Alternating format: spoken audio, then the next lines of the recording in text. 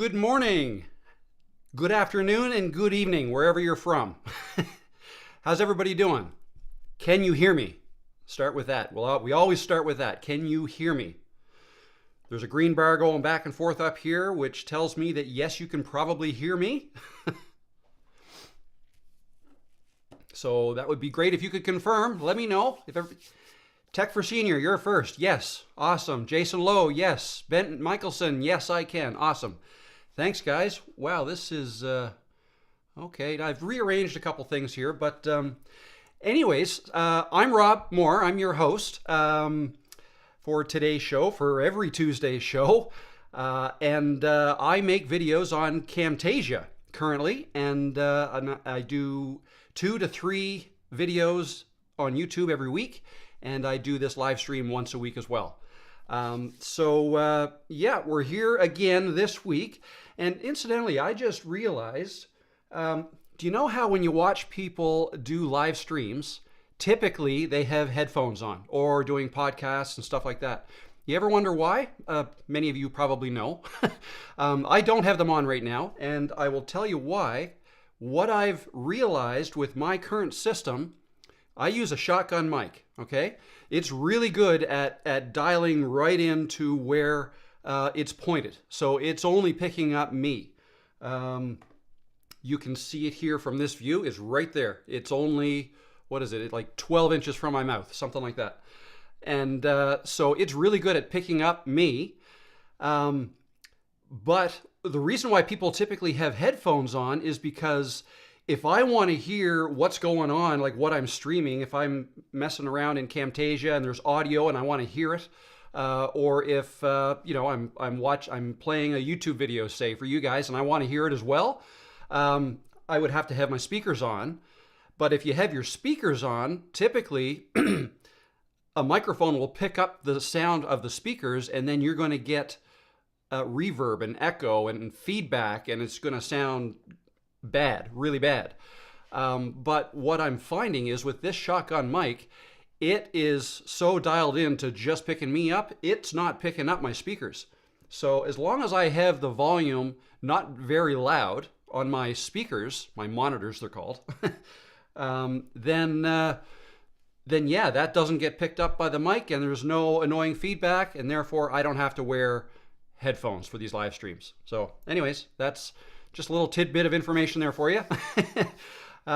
When I first started into this, I often wondered, like, why is everybody wearing headphones? I think it looks better without them. Maybe some people think it looks good with them. I don't know.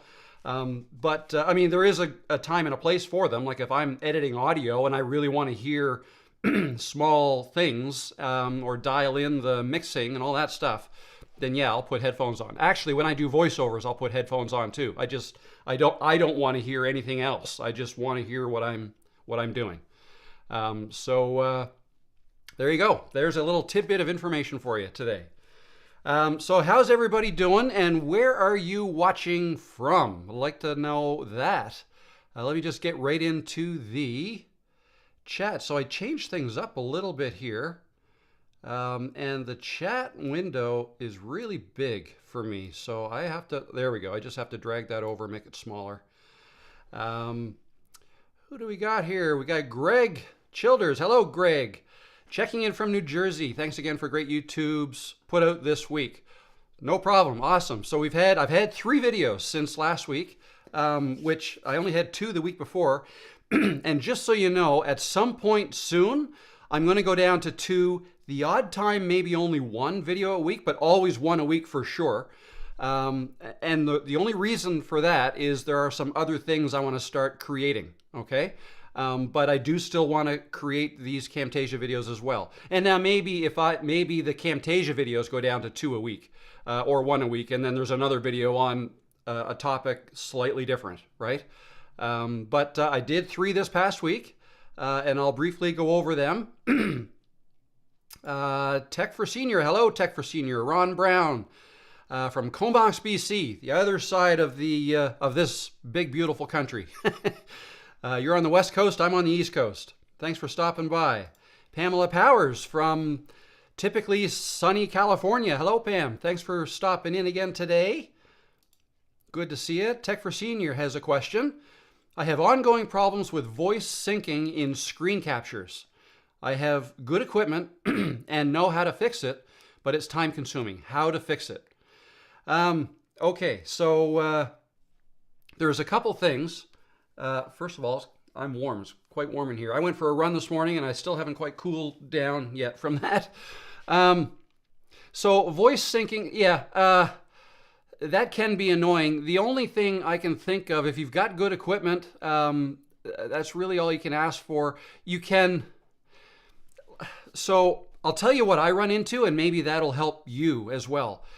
When I'm using Camtasia's screen recorder, okay, to record myself in video as well as the screen capture, the screen recording, when I'm recording them together with my typical setup, I also experience some, not only some out of sync issues, but also some lagging issues with my video. And I know why it is. It's because of the way I have my camera typically set up into my MacBook.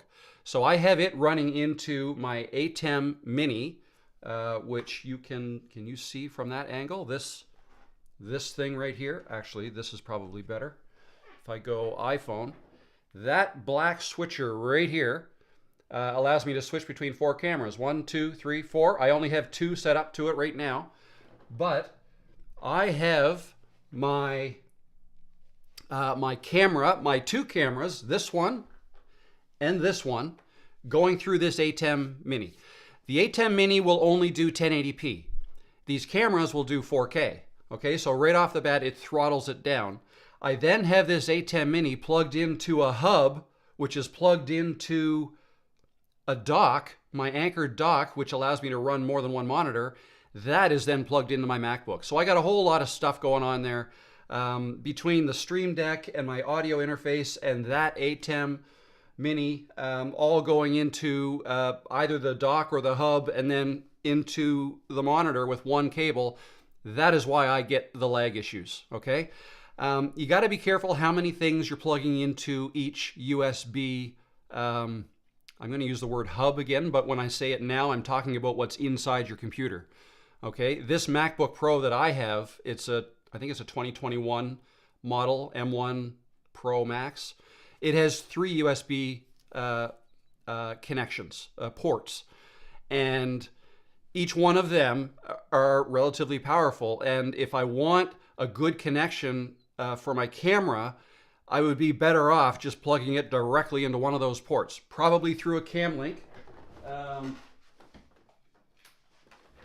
One of these guys. Is that going to focus? Got a high, yeah, cam link. You plug that in with, that's USB there. That can go right into some computers, but a Mac doesn't have USB A or B. It has USB-C. So you'd have to, this would then plug into my dock, but I would need a different cable. Anyways, that's how you get a signal from a DSLR camera into a Mac. So long story short, you want to make sure you don't have anything else plugged into like a main thoroughfare into your motherboard, if that makes sense. If your camera is connected directly into one of the ports and it's a good port that, you know what, when I say good port, I mean, I think all 3 of these on the MacBook are good, but if you're on a PC, say, some of your ports may be higher speed than others. So use the highest speed port you have. And that may fix any syncing issues that you have. That's really all I can suggest with that. The way I get around it, when I use Camtasia's screen recorder, I don't usually use it to capture my video from my camera. I typically only use it. I typically only use it to capture my screens when I'm making tutorial videos for clients. Okay, that's what I mainly use it for.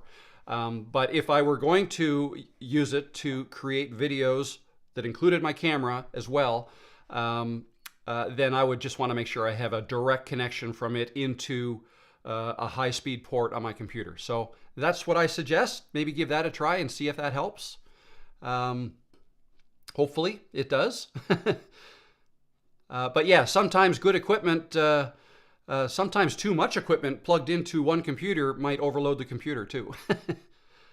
Okay, let's keep going right down the yes. Okay, we're getting to the yeses. You can all hear me. My answers tend to be long-winded. I hope you guys don't mind. Pamela can hear me. Yes. Jerry Revier, how you doing, Jerry? Thanks for stopping in. James Ryan, good to see you, James. Thanks for stopping in. Skunk Eye Music, hello from London, UK. Hello, London, UK. Ted Matos, hello, my favorite Maritimer from Texas. Ted from Texas, thanks for stopping in. Jonathan Johnson, question, is a shotgun mic the same as a directional mic? Okay, so I'm going to preface this by saying I'm not a mic expert. I only know what I know. But my understanding is, yes, directional mic would be another way to say a shotgun mic. They're typically long, right? And it picks up from a defined area. So this mic is good at hearing me here. I'm talking directly into it. But if I move over here off to the side, you're not going to hear me as well, even though I'm talking just as loud. Now I'm in front of it, and now I'm beside it again and not as loud. Okay, so hopefully you could tell the difference there as I kind of moved around the mic.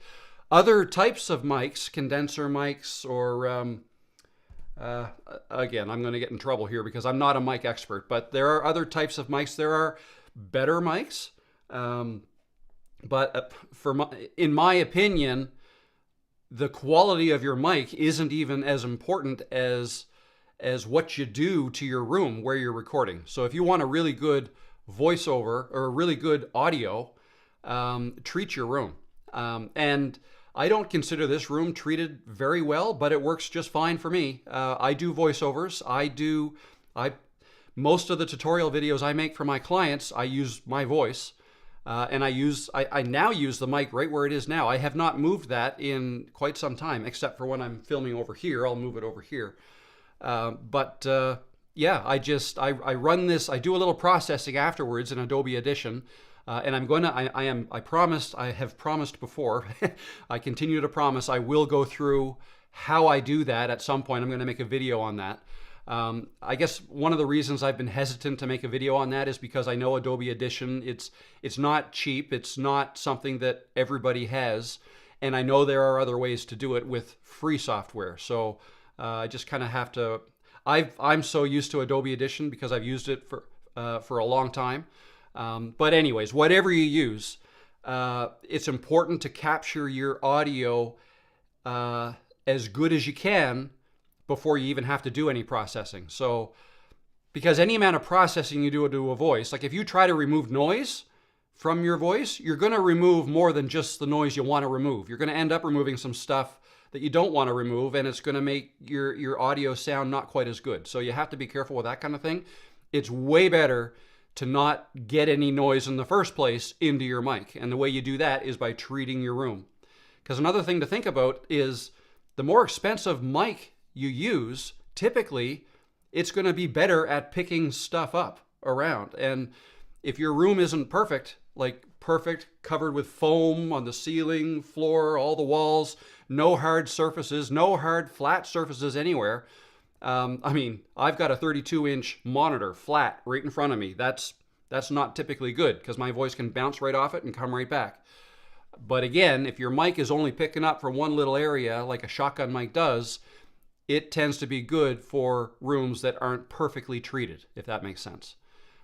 If you're going to perfectly treat a room, then you could take advantage of getting a more expensive mic if you want. So, but in my experience, that's not necessary for what I do anyways. Yeah, so let me just keep going right down here. So yeah, shotgun mic and directional mic, I think are the same thing. I may be wrong, but that's the way I look at a shotgun mic is that it's directional. Jerry from Denver. Awesome. Hello, Jerry from Denver. I've never been to Denver. I've been all around it, but not in it. Jolene Morris. Hello, Jolene. Hello from hot Phoenix, Arizona. Oh man, I can imagine. I have been to Phoenix, and I've been there when it's hot. And I know how hot it can get. Sedona, Arizona is gorgeous. I still remember the first time I went to Sedona. We went to Phoenix to see a football game, and then we drove that night we drove north because we were going to go to the Grand Canyon, and it was dark when we stopped at a hotel in Sedona. Didn't see it when we got there. When we woke up the next morning and opened our eyes and walked outside, see all the red mountains. Beautiful. Took our breath away. Totally different landscape than what we get here. We get dark green evergreen trees and the ocean and stuff. Totally different, but beautiful. We have Jason Lowe from Virginia, I believe. VA, Virginia, I think. Very good. Awesome. East Coast, US. James Ryan is from Green Acres, aka Decatur, or Decat.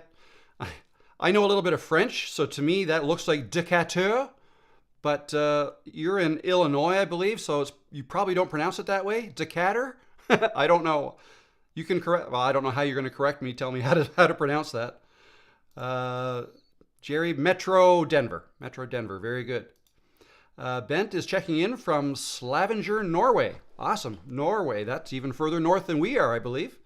Although, who knows? Like Norway goes way up, so maybe you're on the southern part of Norway. I've never been to Norway. Love to go sometime, though. There are a lot of fjords. Dale Saylor from Spartanburg, South Carolina. Very good. Also the East Coast. I've driven through it on the way to Florida. My parents used to live down in Florida years ago. Pat Michaels coming in from Halifax. I did a double take there for a second. Massachusetts. I didn't know there was a Halifax in Massachusetts. Learn something new every day. But Massachusetts is not that far from here. Across the water. 12-hour drive to Boston from here. Haki Kwai Dalili, I follow you from Oman. Oh, wow, very good. Oman, over in the Middle East. Very good. Probably very hot there compared to here. And Uterp Lab, I'm here. I'm your regular follower from Italy. Warm greetings to everyone. Hello, warm greetings back to you in Italy. What is specific, Haki Dalili, I'm sorry. What is specific PC for Camtasia? You can use a PC or a MacBook or a Mac, any Mac. It doesn't have to be the MacBook. It can be a Mac Mini or whatever. But PC or Mac, it doesn't matter. And as far as the technical specs, I'm not sure. I think they say you need. I don't know if you probably only need 8 gigabytes of RAM, but they recommend at least 16. I have 32. Windows, I know it works. I don't have on my Windows PC. I only still have Windows 10 on that. It works on that for now. The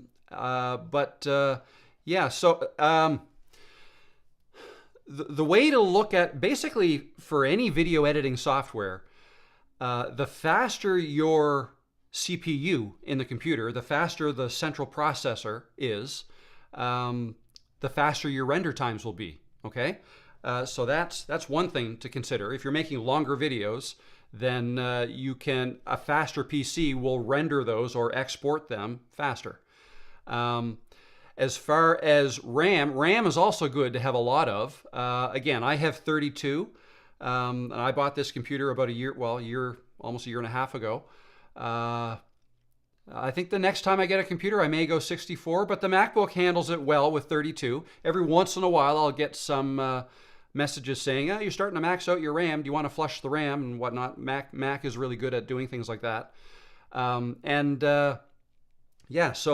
your computer would just not have to swap back and forth to the memory in your RAM if you have more of it, if that makes sense, if you're making larger videos. So some of the videos I make are 30 gigabytes, right? I could be making a 30 gigabyte video that all the files in it, in my project, are 30 gigabytes. Well, actually, if you, I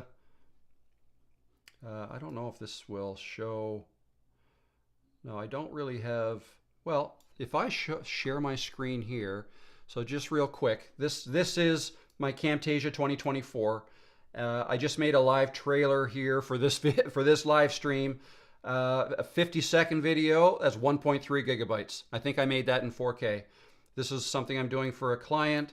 Just something I'm doing, that's only 15 seconds. That's a sample video, it's only 31 seconds. Here we go, the tiling effect video I made that I released, I think that was yesterday's YouTube video. just under 10 minutes. It's 20 gigabytes in size, okay? And then the dynamic captions video I made last Friday was 17 minutes. It is 13 gigabytes. So again, that's because I took a 4K video of myself and then saved it on the SD card and then I imported it into Camtasia and built the video out. So, I mean, I've built videos that are 50 gigs or more. It doesn't mean I need 50 gigs of RAM, right? Because it can kind of go, it can swap back and forth. I don't know if I'm explaining myself properly, but if you don't have much RAM and you're finding things are a little slower than you'd like, then what you can do is create a proxy video. So any videos that you have in your project, you right click it in the media bin and click, well, let me show you. I will open up, let's just open up this tiling video. So this is the project. You're going to see the project. This is the video I made and released yesterday. Okay, so let's just make it a little bit bigger here. Now, anything you see in the timeline, I'm just going to make this a little bigger. Sorry, I'm zooming in. So in the timeline, whenever you see these yellow dots, or orange or yellow is kind of a cross between orange and yellow, that means I've created a proxy, or Camtasia has created a proxy video for it, okay? That just means it's using a lower quality version of the video in the timeline. It allows me to edit faster. When you actually export the video or render it, it will use the good copy, like the good high quality version. Just creating a proxy video just allows you to edit faster. So if you look up here, see there's a yellow dot here. That means a proxy video is created. And this one, there is no proxy video created here. If I wanted to, I could just right click and then down here under proxy video, create proxy video. Why not? So I clicked it, it's creating it. And you can see this, I don't know, can you tell? It is starting to create. A green progress bar will go right across while it's being created. Okay, I'm actually going to stop that because we don't need that. But that's how you do it. Okay, hopefully that helps. So if you don't think your PC or Mac is powerful enough, that's something that will help. Where are we now? Another question from James Ryan. What is your main marketing method for getting hired? Okay, so if you're asking me, what I use is Fiverr. Okay, I use a platform called Fiverr, Fiverr.com, and that's a marketplace where if you have a skill like video editing, you could set up an account on Fiverr and market your skills there, and then people who need typically smaller projects done will find you on Fiverr and hire you through there. So Fiverr, they take a cut for being the go-between to link up buyers with sellers. They keep, I think it's 20% of the total. So if I sell something for $100, I will eventually get 80, and Fiverr keeps 20. Meanwhile, the buyer would have paid a little more than 100 because they also have to pay a service fee. So Fiverr makes money on that end as well. But it's a good service. Excuse me. I've been a Fiverr seller for at least 4 years, maybe coming on 5 years now. Yeah, so that's what I do mostly right now. Is through Fiverr, but there's other places too. You can use Upwork.com is another one. Typically larger projects. If what you do is provide larger jobs, typically like say $1,000 or more, maybe Upwork is a better place.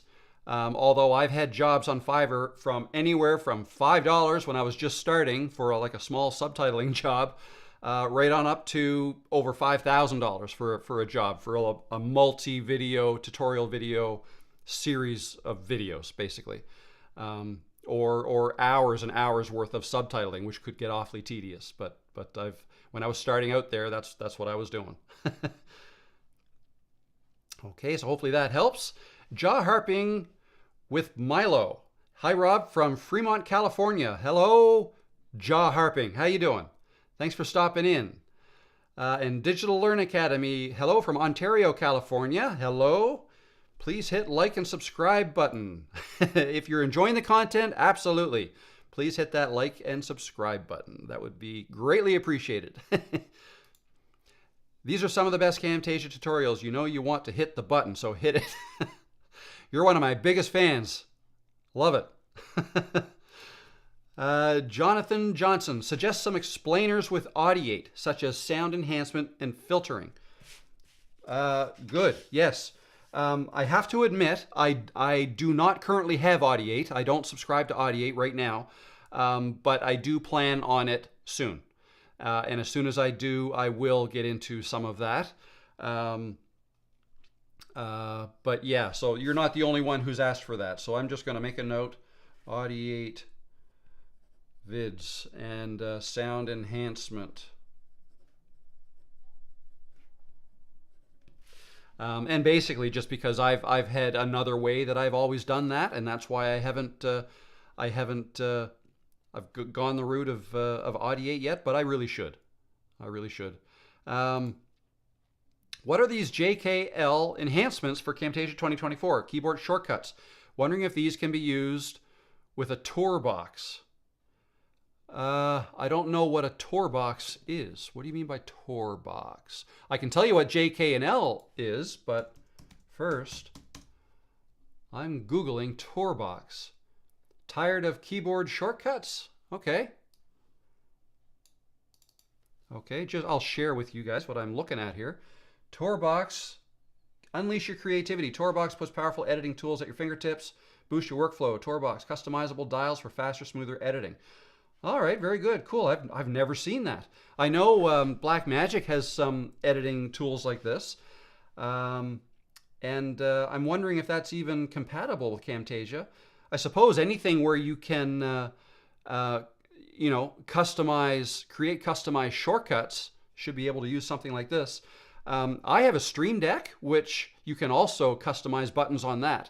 And yes, you certainly could map J, K, and L to a Stream Deck, and quite possibly to the Torbox as well. I'm not familiar with that, that's all. But just to answer your question, the JKL enhancements. So in the last version of Camtasia, so 2023 is when I think they first introduced JK&L. JK&L was basically, so the one in the middle, K, that's stop. L is play. J is play backwards, okay? But now if you press L to play, if you then press it again, it's going to double the speed, play twice as fast. Press it again, 4 times as fast, okay? That's L. You can always hit K to stop all that. Now J does the same thing in reverse. Press it once to play it backwards at 1 times the speed, just the same speed, only backwards. Press it again, twice as fast, again, 4 times, and then 8 times, like it ramps up pretty fast. So the enhancements that they added in Camtasia 2024 is that you can press the Shift key.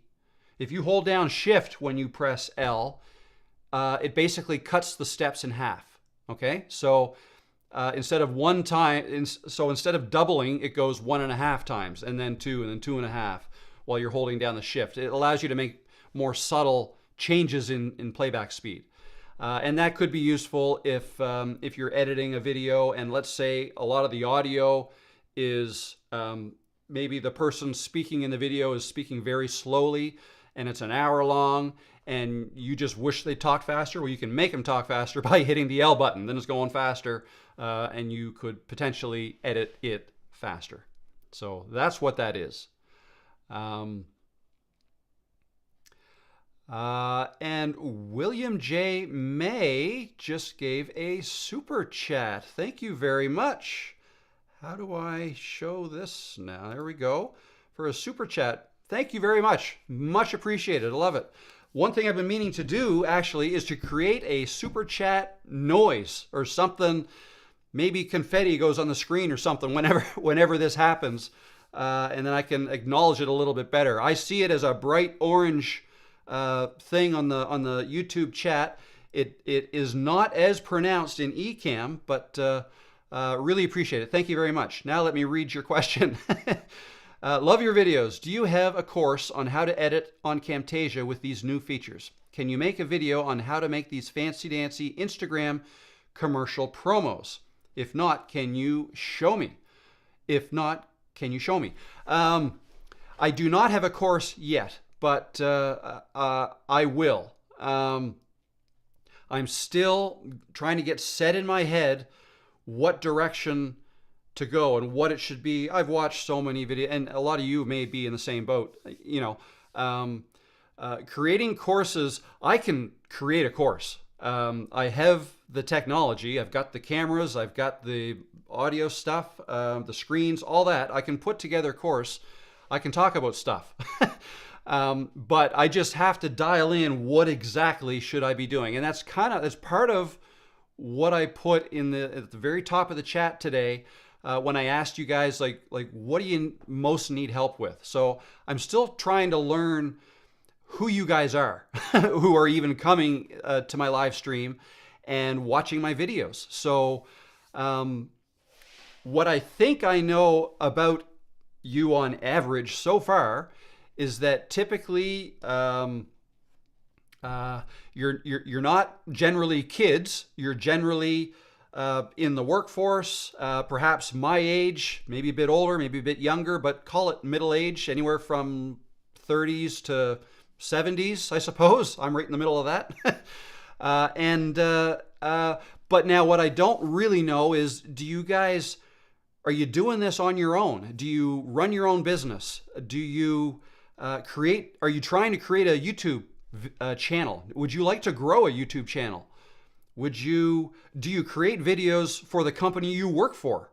Or do you create videos for your own company? Do you sell the videos you create? Or are you creating videos to try to teach people how to use specific software that maybe your company sells, right? So yeah, all of that. I guess there are so many different ways. Or are you an educator? Right? I think there's a lot of educators that use Camtasia to help educate, or convert PowerPoint type slide decks into videos, right? That's another, I guess, clientele of Camtasia's.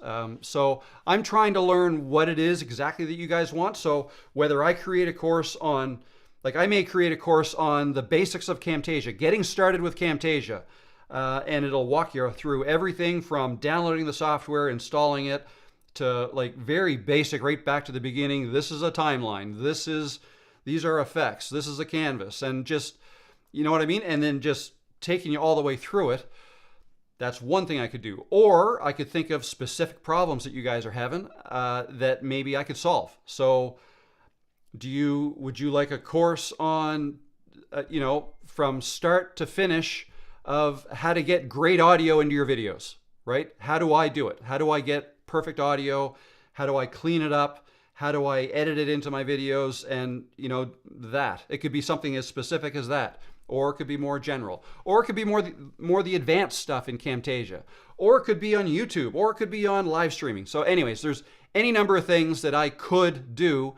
I've just got to get it set in my head what is best to do, or what is best to start with. Okay, so, but that is the ultimate goal, is to create, the ultimate goal is to keep creating free content on YouTube that typically shows you how to do maybe some unconventional things. Like I'll quite often take an effect or a tool in Camtasia and show you how to animate it, for instance, right? Or how to combine animations with behaviors to get kind of dual animation effects, like how to get 3D screens, and just something just a little bit more than what you typically find in the regular how-to videos on Camtasia's own website. So I'm going to keep making videos like that, and there's always going to be that free aspect of what I do. It's just that for those who want to, or is it coaching? Do people want coaching? I don't think I don't know that I want to get into one-on-one coaching. That could be expensive because that takes me away from making all this other stuff. It makes a little more sense economically too to teach something once, capture it on video or in a series of videos, and then present it to many, right? That's a little more economically viable, I guess, for both of us than one-on-one coaching. So I don't know, but hey, who knows? Maybe somebody would like that more of a hand-holding, take you through step by step all the way through it. And something I was going to talk about this towards the end, my business model, because it's still in flux, but kind of got into it here. But what was I going to say? Another aspect of it would be some kind of a membership that would include courses as I release them. They would be included, and or the other thing is too, would anybody be interested in having access to all the Camtasia project files that I generate for the videos that I make, right? All my YouTube videos. I make them all now. I mean, there were a couple way back, a couple of years ago, that I made with other software, but now everything I make is in Camtasia. And if you really want to kind of reverse engineer how I make something, a great way to do that is if you had my project file, right? So if I make that available to members, say in a Google Drive or something like that, where you can download it, but then you're going to get all the raw files, right? You'll get my raw video files with mistakes and all, but you'll see how I edited them, right? You can reverse engineer that if you want. So that's something else I've thought about. I just don't know if there's any demand for that. So we'll see. But so yes, so sorry that again I got off on a tangent there, but let me just make sure I answered your question. A course on how to edit Camtasia with these new features. So no course yet, but I have so far released 2 videos on 2 of the new features in Camtasia 2024. So the dynamic captions and the tiling effect. I have videos on those, and then I'm going to release another video tomorrow. That's the plan anyways. I don't have it made yet, so I've got work to do, but that'll be something else on 2024, and I'll keep pumping them out until everything is covered that was released in 2024. Okay, and how to make fancy Instagram commercial promos like a reel. Yes, I might have something like that because I've made a few reels or YouTube shorts, they're called here on YouTube. But yeah, I can certainly go through that. Let me just write that down. How to make reels. I can't think off the top of my head if I made a YouTube video on how to do that, but I know I've covered it in a live before, and I can do that again, absolutely.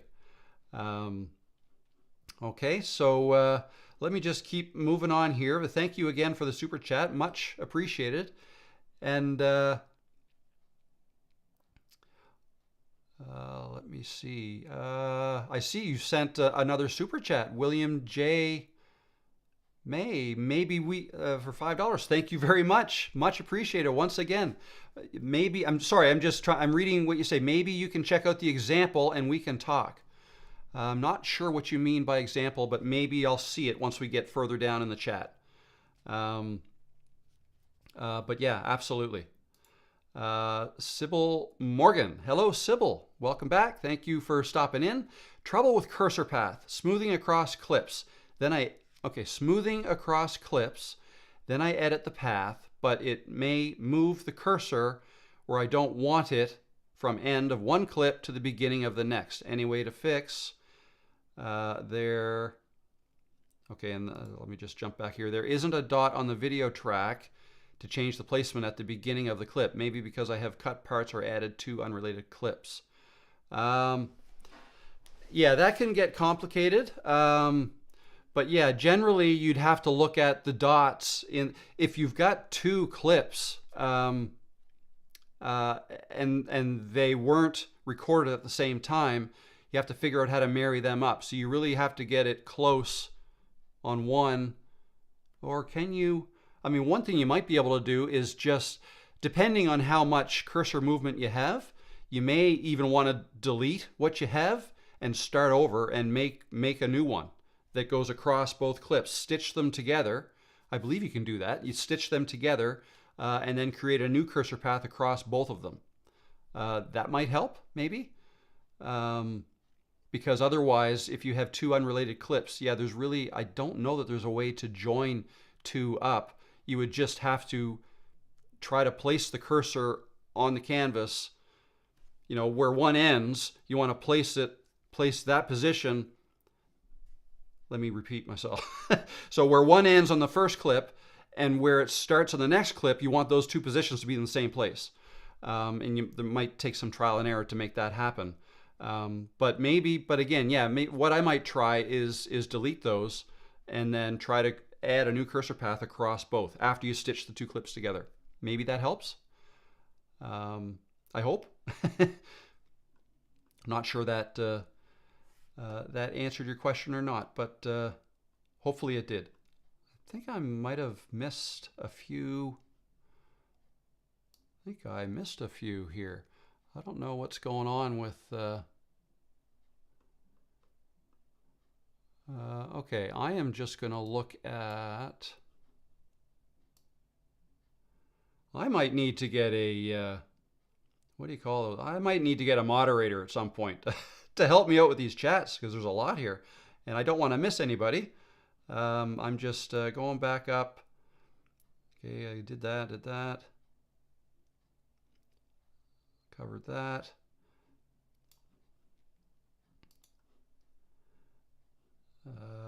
Okay, haven't seen this one. Lars, hello from Copenhagen, Denmark. Great to see you live too for the first time, Rob. Awesome, Lars. Thank you for stopping in for the first time. That's great. Bernard, hello from Montreal. Hello, Montreal, Canada, another Canadian. Hello, Francesco. I'm curious, what do you do with all of your video projects? They must quickly fill up your hard drive. Do you back them up to an external hard drive to free up space? Yes, I do. So what I have, so I've got a MacBook Pro. I have a 2 terabyte drive in my computer, but still that's a lot, but it's still not enough. So what I do, I have an external drive. What a lot of people do is they'll have a whole bunch of little external drives. When one fills up, you get another one, and so on and so on. But I have a NAS, Network Attached Storage, stands for. And the one I have is a Synology DS1621 Plus. And I have a video. I made a video when I set that up about 2 years ago. But on that, I have, I think, 5 of my 6 drive bays. I have hard drives in them, and then I've got RAID set up and all that stuff. Anyways, bottom line is I've got space there for, I think, 36 terabytes of space. And when I start to fill up my hard drive on my MacBook, actually way before it fills up, I generally keep at least 800 gigabytes for free space here. I generally keep about 2 weeks worth of videos that I've created on my hard drive. After about 2 or 3 weeks, I will copy them over to my external storage, which is in another room. That copies over the network. Okay, so yeah, you have to, because yeah, they get big. I mean, I have a lot of space to store stuff like that, so I'm not too concerned about, some things get doubled up and whatnot. I also have kept every job I've done for all of my Fiverr clients over the last 4.5 years, and that's, oh God, over 4,000 jobs, I think, that I've done through Fiverr. And I've kept them all. So if anybody ever comes back to me and says, you did this for me 3 years ago, can you make a few edits to that video? I can do that. So, but again, that's because I have all that extra hard drive space. So hopefully that helps. Oh, and hello from Ottawa, Ontario. Hello. Hello from Ottawa. Lars. Hello, Lars. Welcome to the live stream. Says, you said you imported 4K video from another source. Is it possible somehow to record 4K directly into Camtasia Studio? Yes, it is. I believe it is. I don't see why not.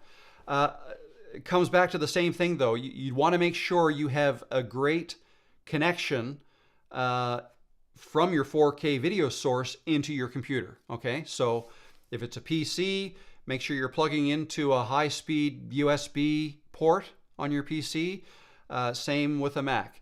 But not the way I have mine set up here. The way I have mine set up here, again, it's through a hub that goes to a dock that goes to the MacBook. The dock is good. It allows me to run, a couple extra monitors, but going through the hub first and then that, and also because there's monitors running through that, it tends to throttle it down a little bit, so I won't get 4K out of that. If I tried to, it would be kind of choppy, okay? And right now, though, running through the A10 Mini, it maxes out at 1080, so I can't do it that way either. So what I do is I just do the internal recording on my camera. Now, there's two ways to get the video off of my camera. The more cumbersome way is to get at the bottom of my camera and pop out the SD card, pop it into my Mac, and get the file that way.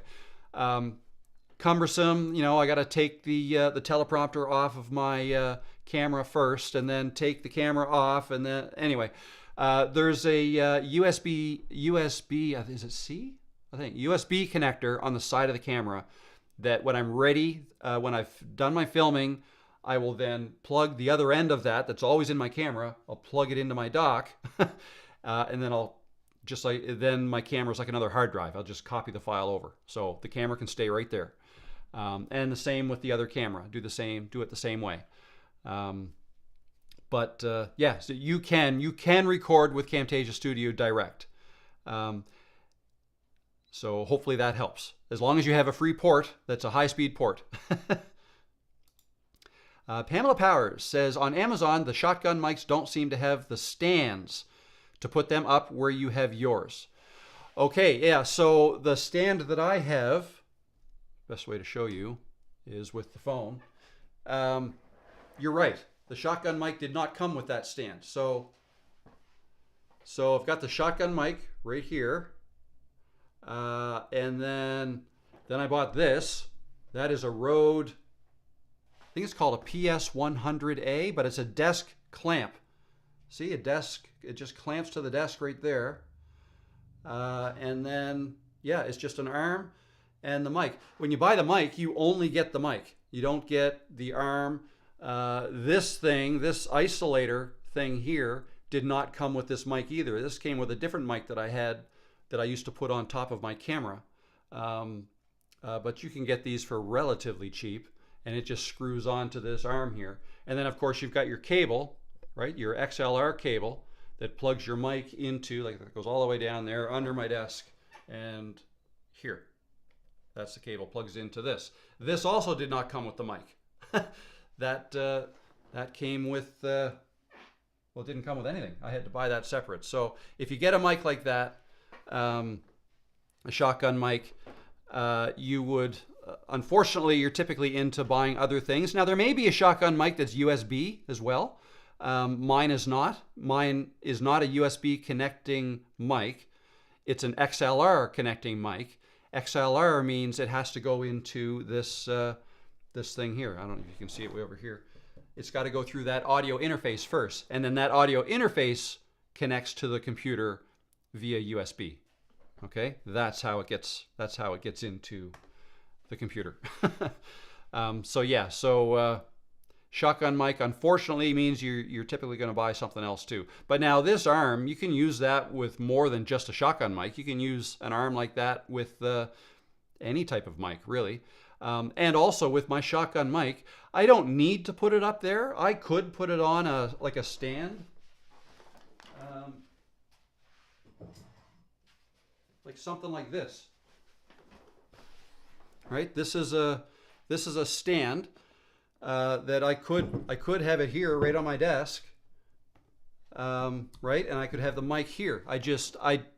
For me, that makes more sense to put it up there. Because it's more versatile. Like I said, I now don't have to move this when I'm live streaming. It's here. When I do a voiceover, I typically have my script on my big screen right here, and I'm reading here. I'm still pretty close to the mic. So that position covers both those things.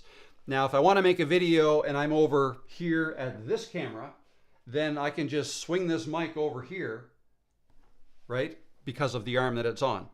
And I don't typically, I just made the decision I didn't want the mic in the shot, if that makes sense. So it's out of the shot right now. Some people have it in the shot, some people don't. It's really personal preference. So so yes, hopefully that helps.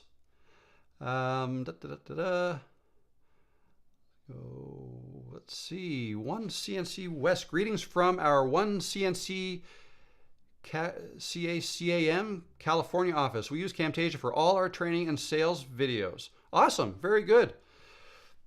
Very good. I'm not sure. One CNC West. CAD Cam. Okay. Very good. Very good. I wonder how many people do you have? All your training and sales videos. So how many users do you have of Camtasia? I'd be curious to know. That's cool. Okay, now we're back to server path. Sorry, just going. I just got to get caught up now with where we are.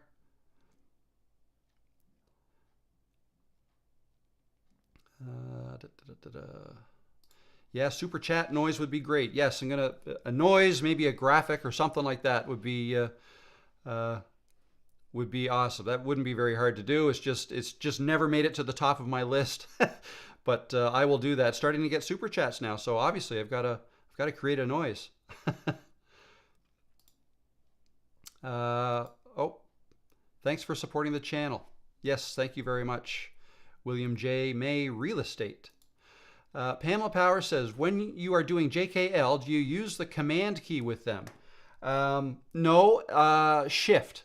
I use the shift key. If you want your increments to be short, like if you don't want to jump up, like if you want your speed increments to be smaller, hold the shift key down when you do it. Okay, then and that's new in Camtasia 2024. Ben Michelson says, I'm 63 and I use Camtasia every day in my office, creating training for my company, internally and towards clients. I hardly use it for social media. Okay, very good. Yep. I think that's typical. I think you're probably in the majority in terms of what people use Camtasia for. I think though Camtasia is trying to market more to those that are creating social media videos, because there are more and more people creating videos like that. And from where I'm coming from, so you've got different reasons for doing it. So the younger generations, the teenagers, the 20-somethings, they're on social media all the time. They're consuming TikTok, Reels, YouTube Shorts, all that stuff all the time. And in many cases, I think it's for entertainment reasons, right? In business, what they are starting to be used more for, like these short form videos,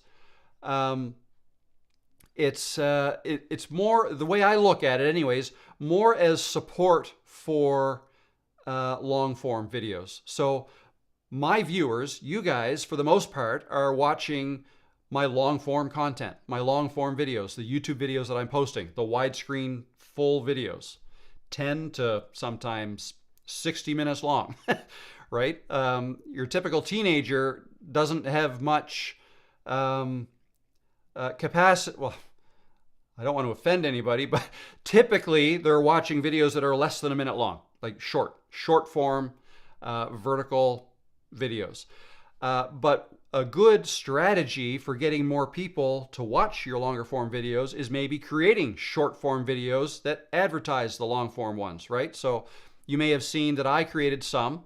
I haven't in a little while, but I've created a few, maybe 10 or so, short form videos that are just quick hits. This is, fast moving. If you want more information, go check out my YouTube channel. That's kind of what I've done with them. Some other people use them as advertising a website, or maybe they're trying to sell something on a website, right? So they'll use them for that. But as far as creating training videos, like how-to videos and whatnot, I think they are typically, if you're going to learn something, if you want to learn how to do something in software, for the most part, I think people will watch something like that on a computer and not necessarily on a mobile device. For the most part, is what I think. Could be wrong. Let me know if I'm wrong. So yeah, like I wouldn't want to watch an hour-long video on my iPhone on how to do something in Camtasia, right? First of all, it's Camtasia is not typically vertically oriented, right? It's widescreen. So okay, I could turn my phone this way, but still, it's just not practical. Um, Jolene Morris, 80 years old. I create math tutorials that are screencasts of PowerPoint. I'm on Camtasia 2024 several hours a day. Wow, very good. So you're a power user.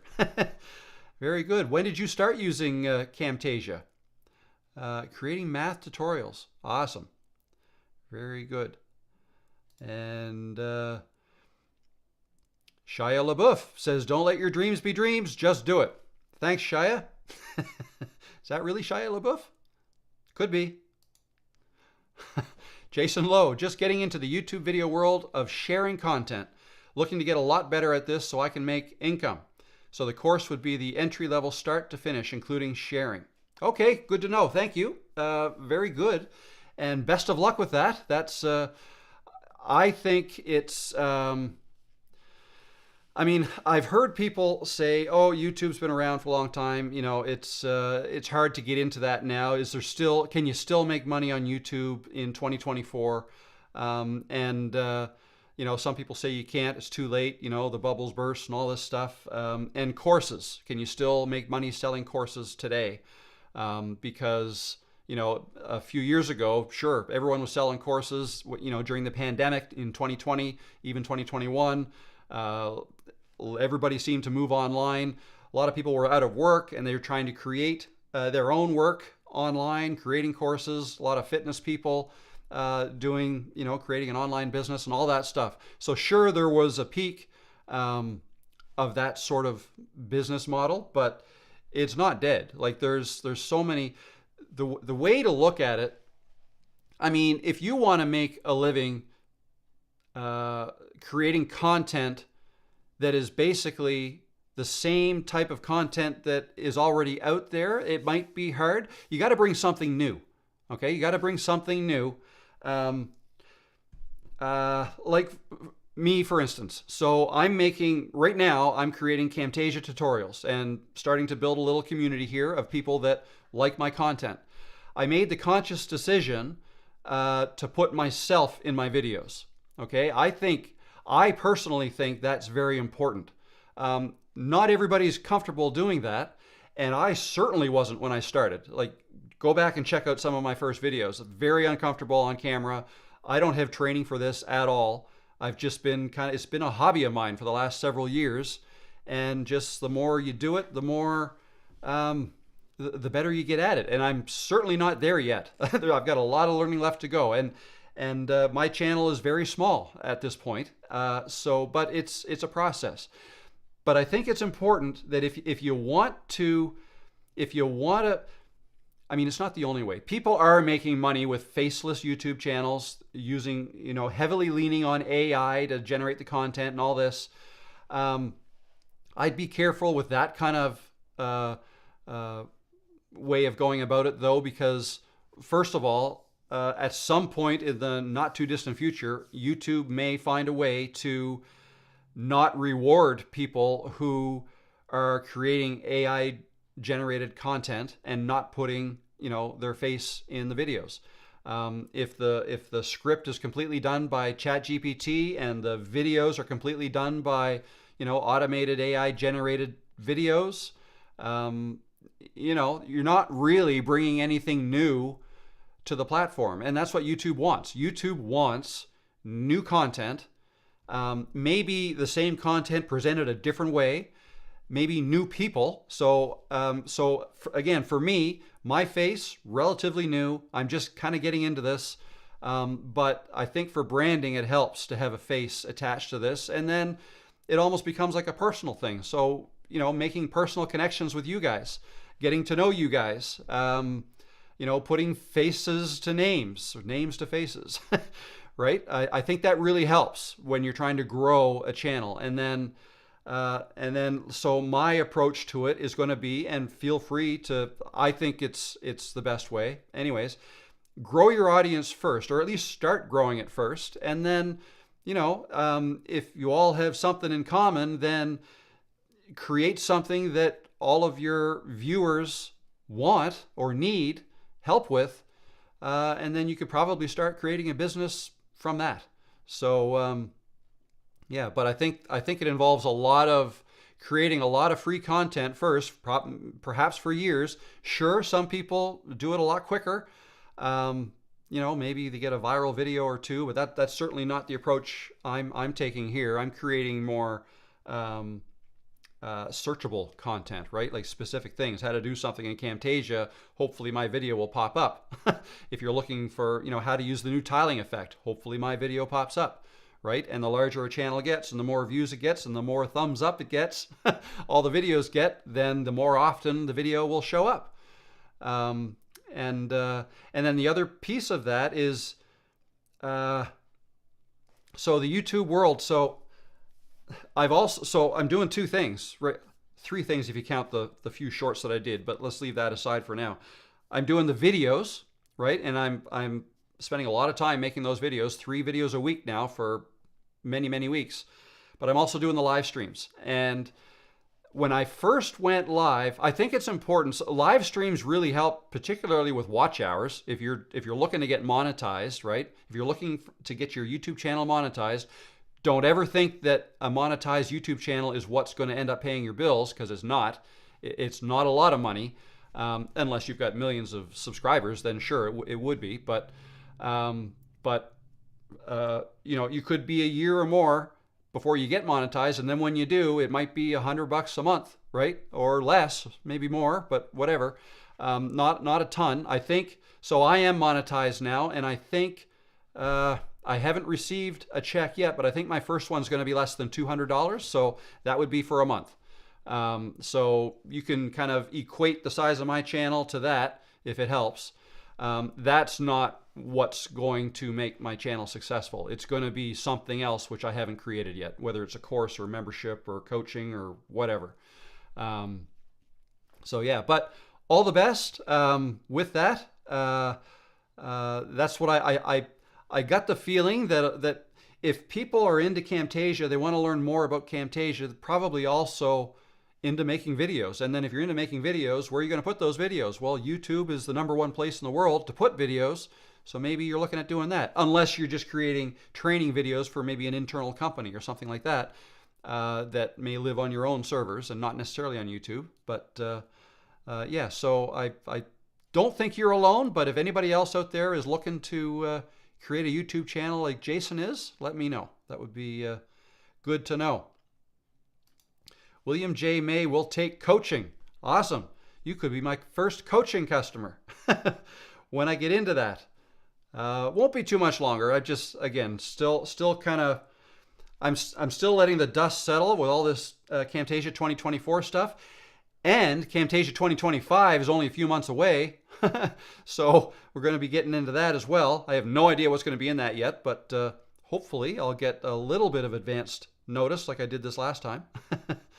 But yeah, so I will certainly let you know, William, once I get my my ducks in a row, so to speak.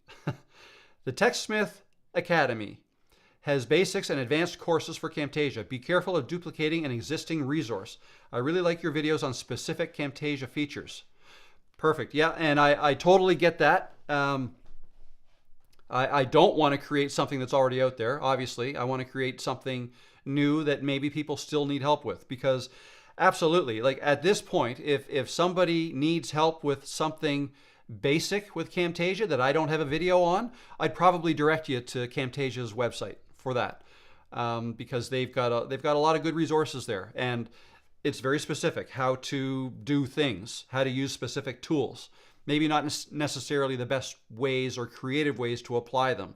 So that's a good point. I should keep that in mind. So probably creative ways to apply these tools. Maybe like a walkthrough of how to create something super specific might be a better idea. William says membership with sharing the raw files, showing us how to edit. I like that. Okay, cool. That's good. That's one vote up for that one. The example of the link was under the $20 super chat. Oh, I'm sorry. Let's go find that.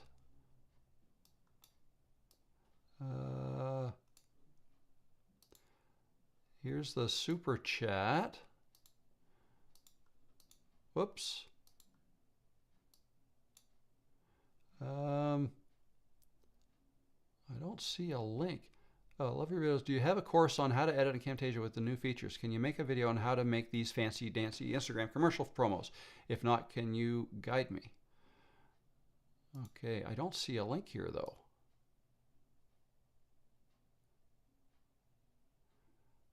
You may not be able to post a link, I think, in the chat here. But if you want to send me an email, you can do that. workwith@robthemaritimer.com.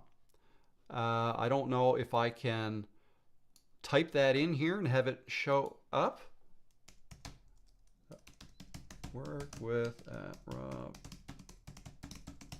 If you send it there, I will take a look and get back to you after the live stream. How does that sound? That's about the best I can do because I don't know. Did that even show up for you guys? I think so. Okay, where are we? Sybil says, oh, I didn't even think about deleting and starting over. That was probably what I needed to do. Yes, question answered. Thanks. And Steve confirmed he sees the email. Perfect. Okay. Yeah, you need a moderator. You like one of my friends, you get lost in this chat. LOL. I think it will save you time and focus. You're probably right. You are probably right. Well, incidentally, these chats, so we've got 19 people in here right now, which is awesome. We had, what did we get up to? We get up to over 20, almost 30, I suppose, which is awesome. Thanks, guys. Last week was through the roof with the Camtasia 2024 release. There was a lot. There was a huge, my biggest live stream, which was awesome. This one is the second most visited, if that makes sense. So if it continues to grow, then yeah, we'll go moderator. Absolutely. Steve says, I want to put text on a half circular curve in Camtasia, like in my profile picture. Okay, yeah. Do you know of a simple way to do this, please? Not in Camtasia, but yes, I do know how to do that. The way you do that, if I can share my screen.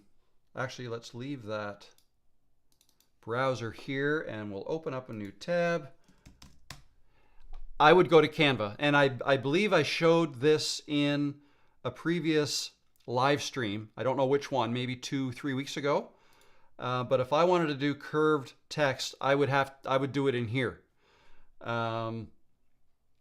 So create a custom size. Let's just go 1080 by 1080. Okay, and then let's grab some text. So I realize I'm not showing you something in Camtasia at the moment, but I think a lot of you may have Canva anyways. Canva has a free plan that, and yeah, you could, depending on what you want to export, the free plan may be all you need.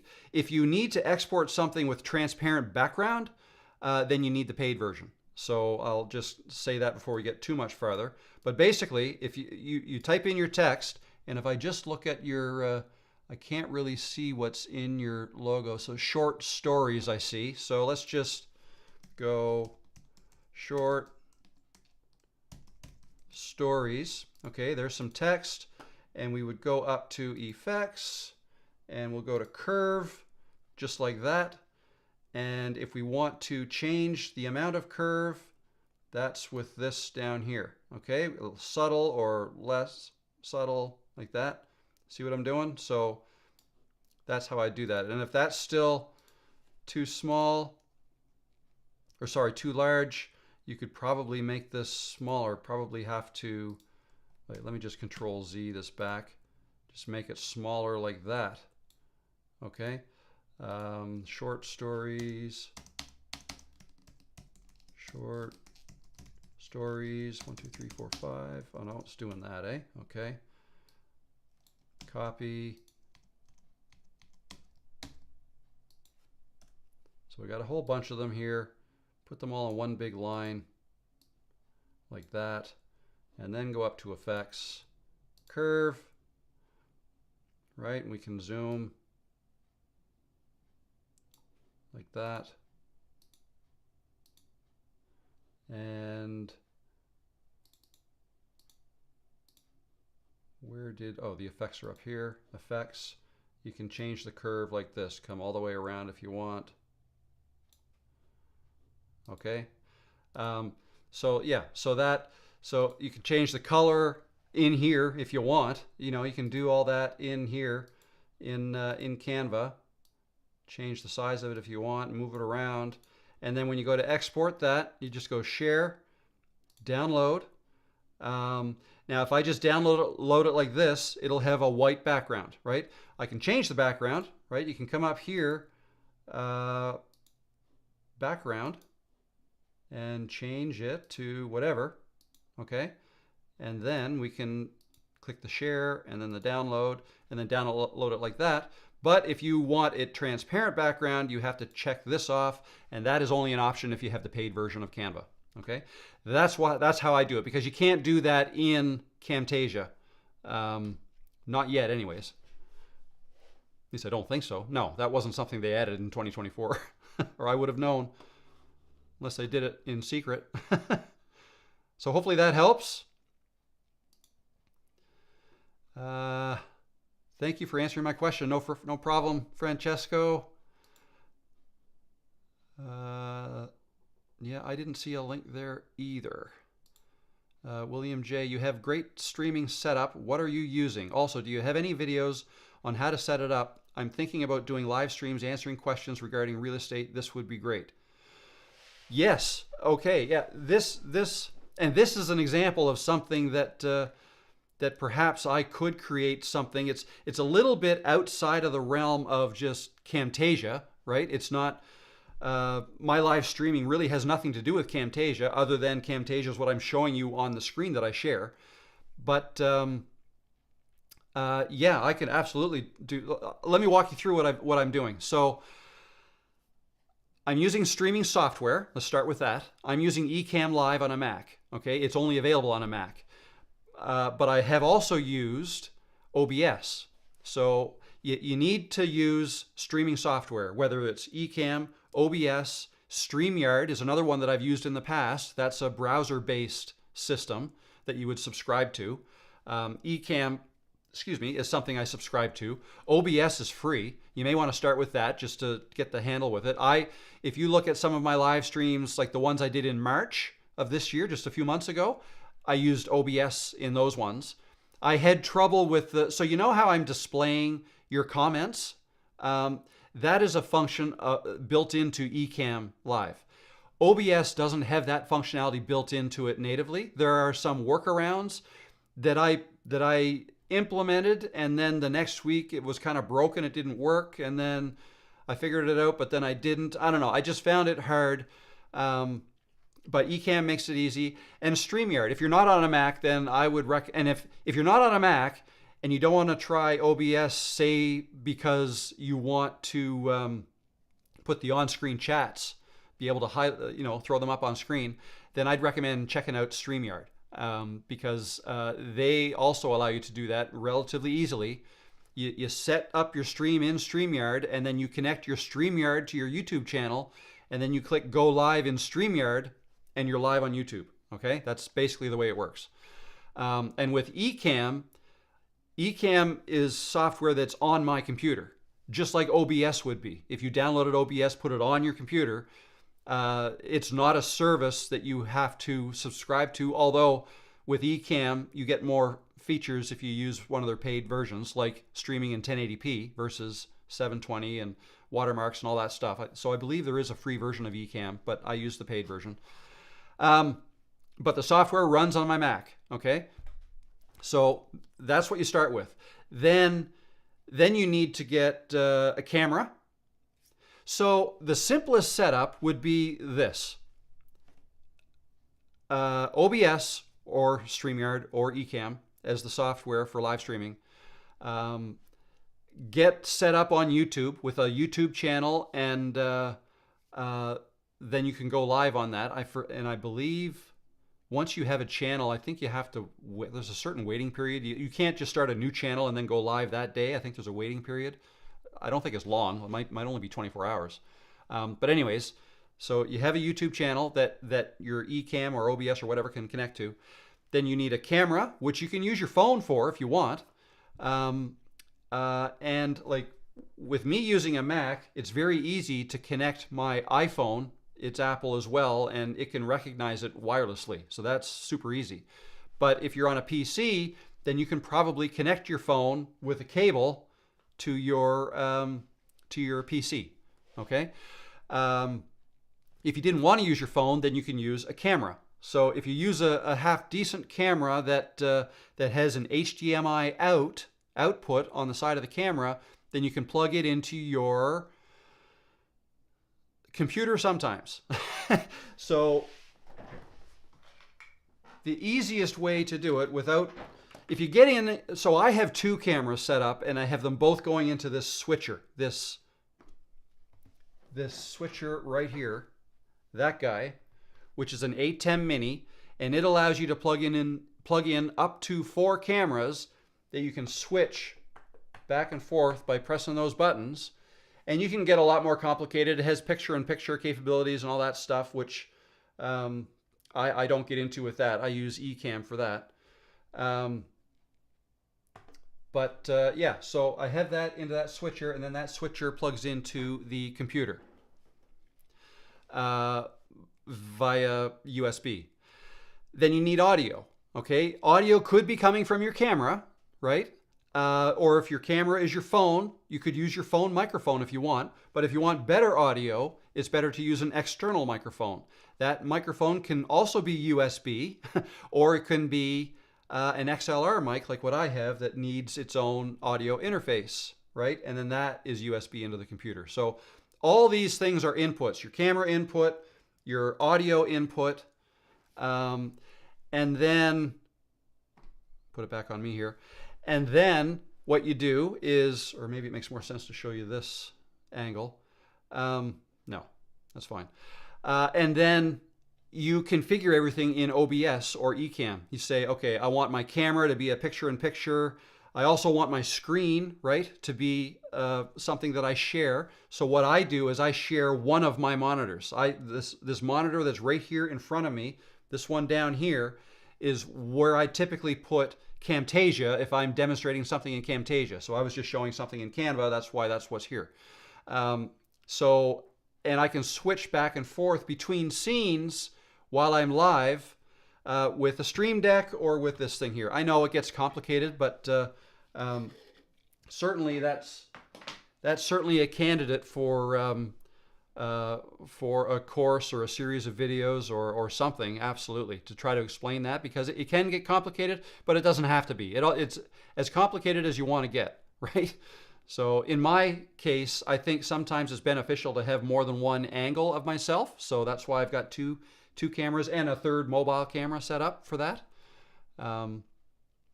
So yeah, but if you want to have conversations with people, something else you can do in Ecamm and also in StreamYard is you can bring guests in. Like I could have guests basically phone in, and I could put them on screen. I have not ever done that. At some point I probably should. Okay, let's moving right on. Yeah, William, maybe YouTube took it out. I think they might have, because I don't think they allow links in the chat. But although they put although that wasn't just a link, I put my email address in there and they allowed that. So maybe because I'm the I'm the one running this that I can put one in. I'm not sure. Brigadier William, great advice. William says, hopefully Camtasia 2025 has motion tracking. Yeah, that would be cool. That would really be cool. I don't know. I don't have any information on that. In my mind, that's kind of a complicated thing, but I mean, what do I know? I'm not a developer, so I don't know how maybe it's not as hard as I think. But that would be nice to be able to track something. And then, for instance, like if you have a video of a family and maybe they don't want their kids' faces in the video and you want to blur it out, but the kid is walking around, maybe if you could track his face and then put a blur over that, that would be great. Or a license plate on a car. Maybe you want to blur that out as a car is driving by. You want, instead of having to animate the blur every frame all the way by, it'd be nice to be able to track it and then apply a blur to that. That would be awesome. Some of the more advanced video editing software does that, but not Camtasia yet. Who knows? Brigadier says, I'm looking into starting my YouTube channel too. I've only created a channel description video with Camtasia so far. Very good. Awesome. Best of luck with it. It can be fun. There's a lot to it. So you're probably watching a lot of videos too, like I have, and like I continue to do. But if there's anything I can help you with, if you have any questions, feel free to ask. I'll share all the knowledge I have. Steve says, we can but hope. Keep your fingers crossed for the tracking. Absolutely. Do you have a video on how to transfer your saved workable assets to a new install of Camtasia on the new computer? I don't, but let me write that down. Save. Yeah, no, I don't have a video. So the new assets, yeah, no, that I'm not going to be able to. I'm going to have to look into that to tell you how to figure out how to do that first, because I have not done that.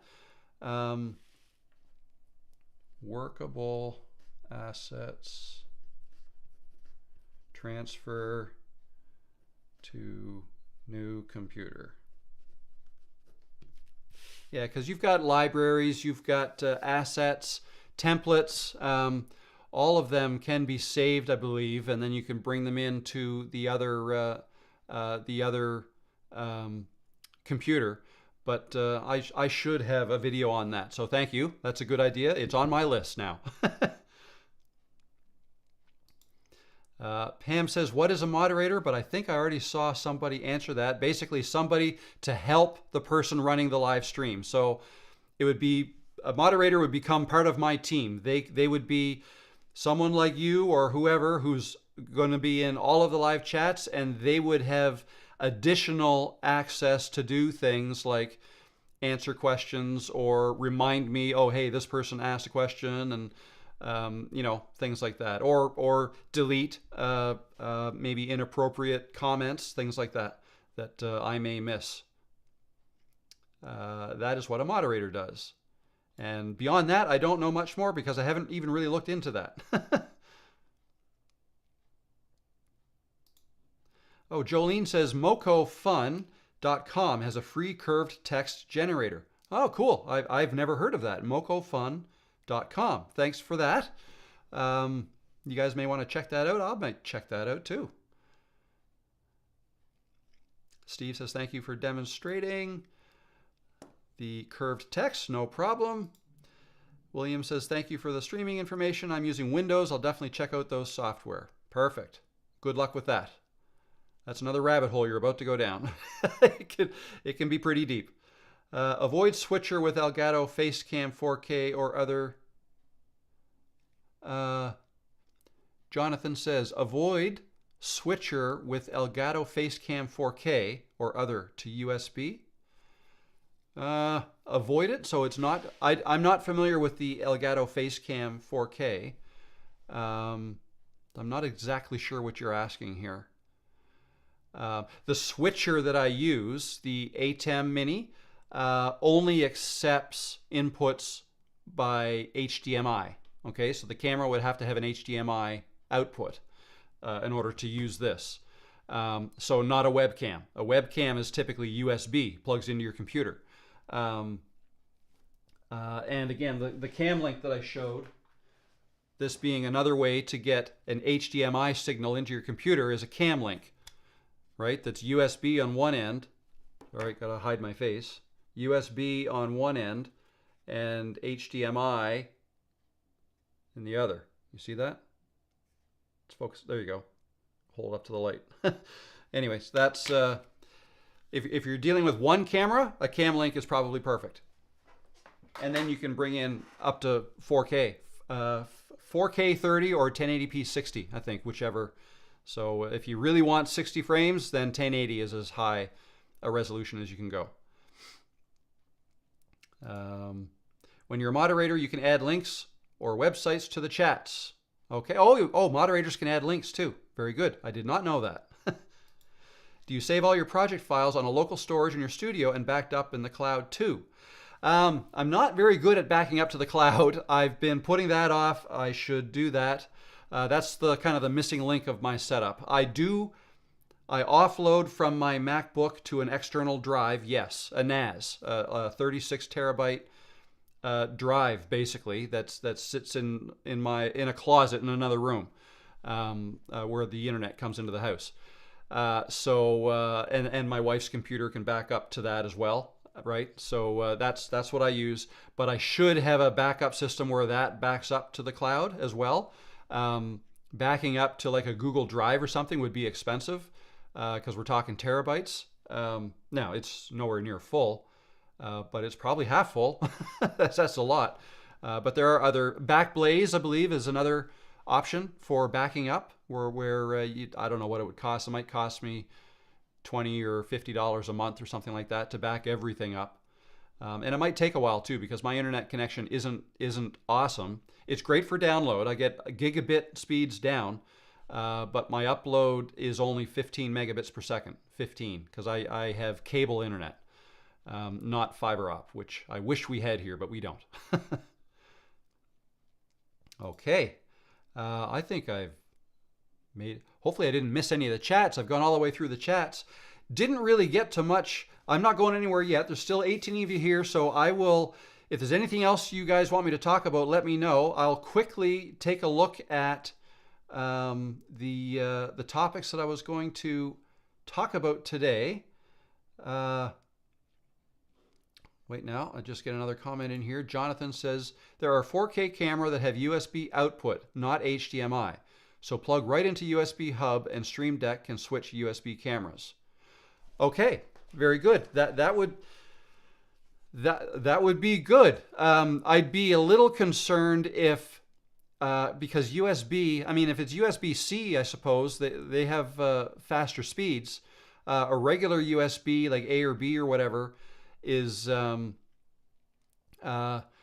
don't believe that's good enough for a good 4K feed. If it is sending 4K, you may get some jittery video, like it might drop some frames, but you can certainly try that.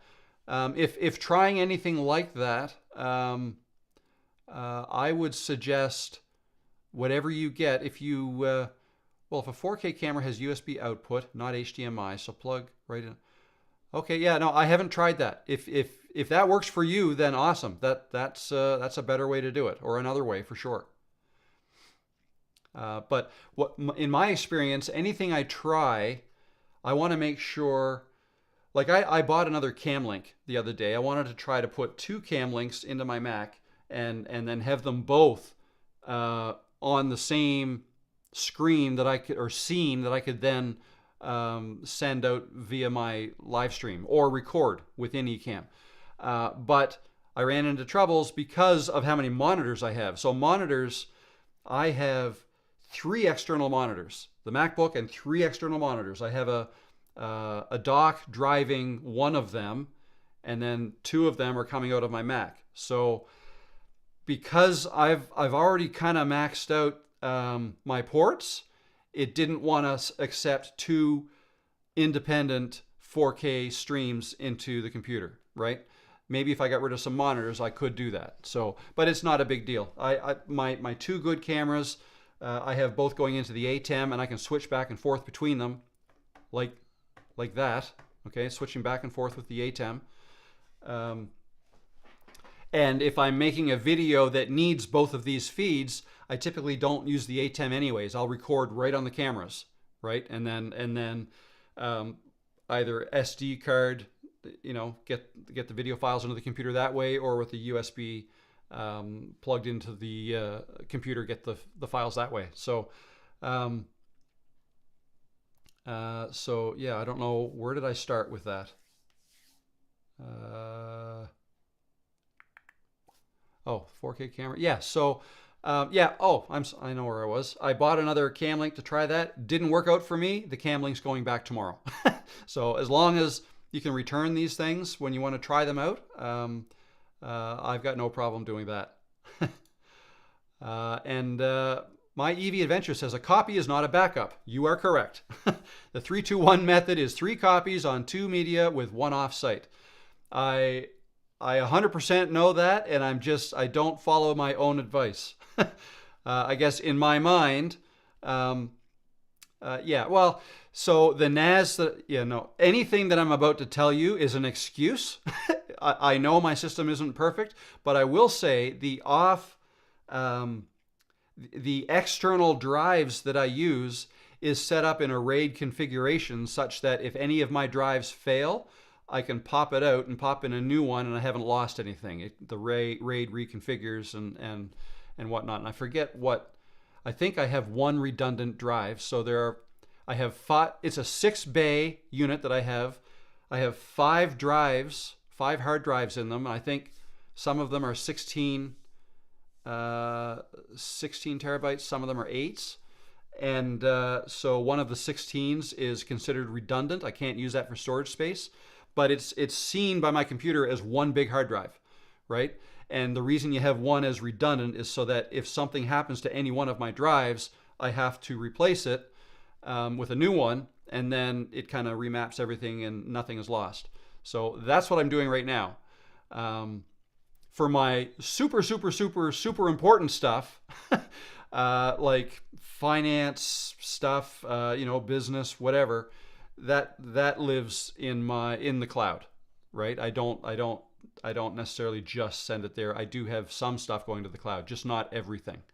Not all my client files and stuff like that. Kirk Nicholson. Hello, Kirk. How are you today? Have you heard of GyroFlow? No, I haven't. I recently discovered it, free or by donation, and allows for some amazing effects and filters. For example, remove the fisheye effect from a GoPro. Okay. Image stabilization, etc. GyroFlow. No, I have not heard of that. That sounds cool. Very good. There's all kinds of new things always popping up, it seems. Headley Davidson just received email that they have changed to subscription model, so we'll have to pay every year. Okay, that's a good time for me to get into this, which is on my list. So yes, Camtasia has, and let me just grab this and throw it down here. I'm just moving the highlighter. New pricing model for Camtasia. Camtasia is now sold via a subscription model. And there's reasons for it. There are good reasons for it. Not everybody loves subscriptions, right? In this case, I don't see it as a bad thing. I mean, I have subscriptions for a lot of different things. But for just the facts first. So if you're brand new to Camtasia, you've never had Camtasia before, and you want to get Camtasia, then a subscription is your only option. I thought you could buy a new perpetual license as long as you did it before October 1st.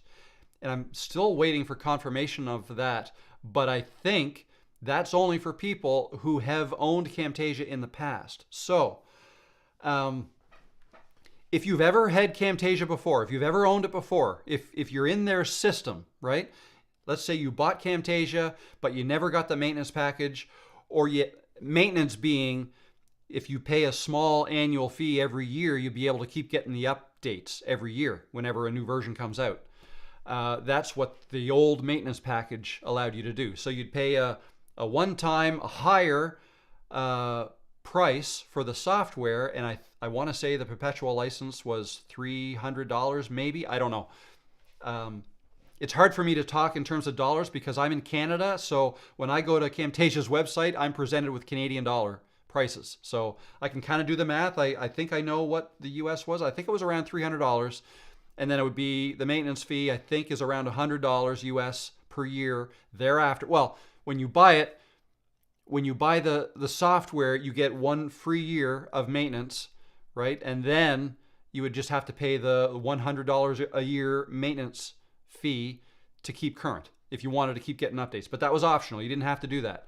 If you've ever done that and you had Camtasia and you bought Camtasia, maybe it was 2 years ago, right? And you never updated, you never upgraded, you never paid, you let the maintenance plan go, right? You didn't renew it.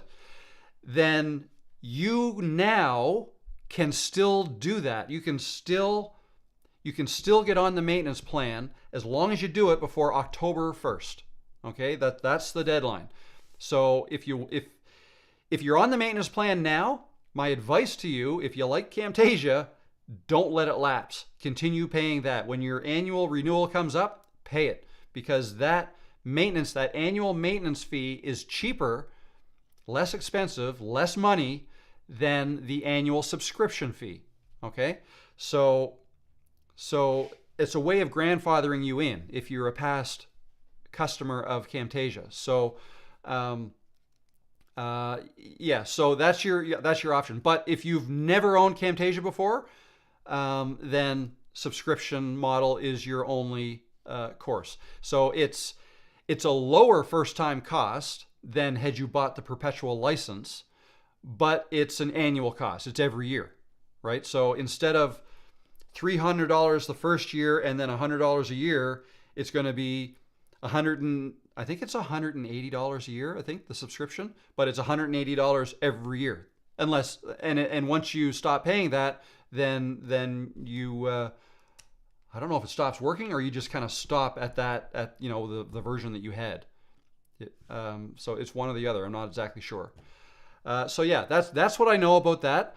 And the reason October 1st, they're giving everybody till October 1st to renew their maintenance plans. If you've had one, or if you have one and you want to renew it, you've got this window. So what's it now? Mid-June. So July, August, September. So you've got 3.5 months to make sure that's current. Otherwise, you'd be into a larger subscription model. Okay. So yeah, and it's going to allow. So for software companies, it's a more steady stream of revenue into the company, which allows them to be better developers of their own software. If it was a perpetual license, when it was a perpetual license, software companies are they're more apt to hold on to updates and release a whole bunch of them once a year. When a new version comes out, they'll come up with a new Camtasia 2024 or 2023 last year, 2022, whatever. A whole bunch of new features will come out all at once, and in the hopes that people will buy the new software, right? And then they'll get a big influx of revenue, but then not as much throughout the year. Whereas with a subscription model, you're having more steady income coming in all year round. It allows for you to plan. You're developing. Not sure I'm wording this right, but it gives you more freedom to develop, and you don't have to hold on to everything until the end of the year and release everything all at once. You can come out with new things almost on an ongoing basis if you have revenue keep coming in that you can use to develop. Okay, does that make sense? That's my understanding. That's why it's good for a software developing company. And it allows them to keep updating the software. And like if we're talking about, if you're talking about software that you don't feel like you're ever going to have to update, right? You like the software just the way it is. It works perfect for you. You're never going to update your computer. You're never going to update this software. It does exactly what you want. So why would I want to pay a subscription for that? I just want to buy it. I just want to have it. That may be fine for software like 20 years ago, or software that doesn't change very much. Like I don't know, like, and I might get in trouble here, but I'll say something like Microsoft Word or Excel. Like in my mind, there hasn't been a lot of change in those softwares in the last 20 years. I'm sure there has been a lot of development with those, but if you used Excel 20 years ago and then went and hid under a rock for 20 years and now you just fired up the new Excel now and tried to use it, you could probably get by and you could probably use it. I'm sure there are some new features, no question, but the bottom line is that's an example of something that may not change drastically from one version to the next. Whereas if you're talking about video editing software, that's changing all the time. Just think in the last 2 years, like with AI, right? All the new things that are coming, the auto transcription that just came into Camtasia 2024 with the dynamic captions, right? That's brand new. That's something that wasn't even possible a couple years ago. So not only is it now possible, it's now already in Camtasia, right? So that took development time at Camtasia to make that happen. And presumably they're looking at other things right now and when to put it into Camtasia. When can we do it? Well, they'll probably do it as soon as they can. And if they don't have to wait until June of 2025 to come out with the next version, because maybe they're getting subscription revenue in now, then they'll release them as quickly as they can. Because if they wait a whole year to release some of this new stuff, you'll fall behind the 8 ball too. Like with dynamic captions, there were other ways to make those. Some people were editing their videos in Camtasia, but maybe rendering them, sending them over to something like CapCut, right? And then putting dynamic captions in there, or captions with a lot more motion and things that they could do in other software. So if Camtasia can add new features more quickly, and if a subscription model is what's going to allow them to do that, I'm all for it. So I just feel blessed that I had a perpetual license and my annual fee is not going to be $200, it's going to be $100 for now anyways. Eventually the maintenance fee is probably going to go away, even for those. So there may only be a few years where you can do that. The maintenance fee may increase in price over time. I don't know this. Just some things that I've read kind of led me to believe that, okay, with standard increases in price, it might eventually get up to the price of a subscription. Subscription prices might also come down in time. Who knows? That's kind of market driven as well. So, anyways, that's what I've got to say about that. Let me just check the chats because I know a couple things came in here. Brigadier says RAID 5. That's what I believe. That's the way I'm set up with RAID 5. Bernard says for streaming solutions, Meld Studio is available free for Mac and Windows Beta. OBS is the alternative. Okay, I have not heard of Meld Studio. Another one. Good. Cool.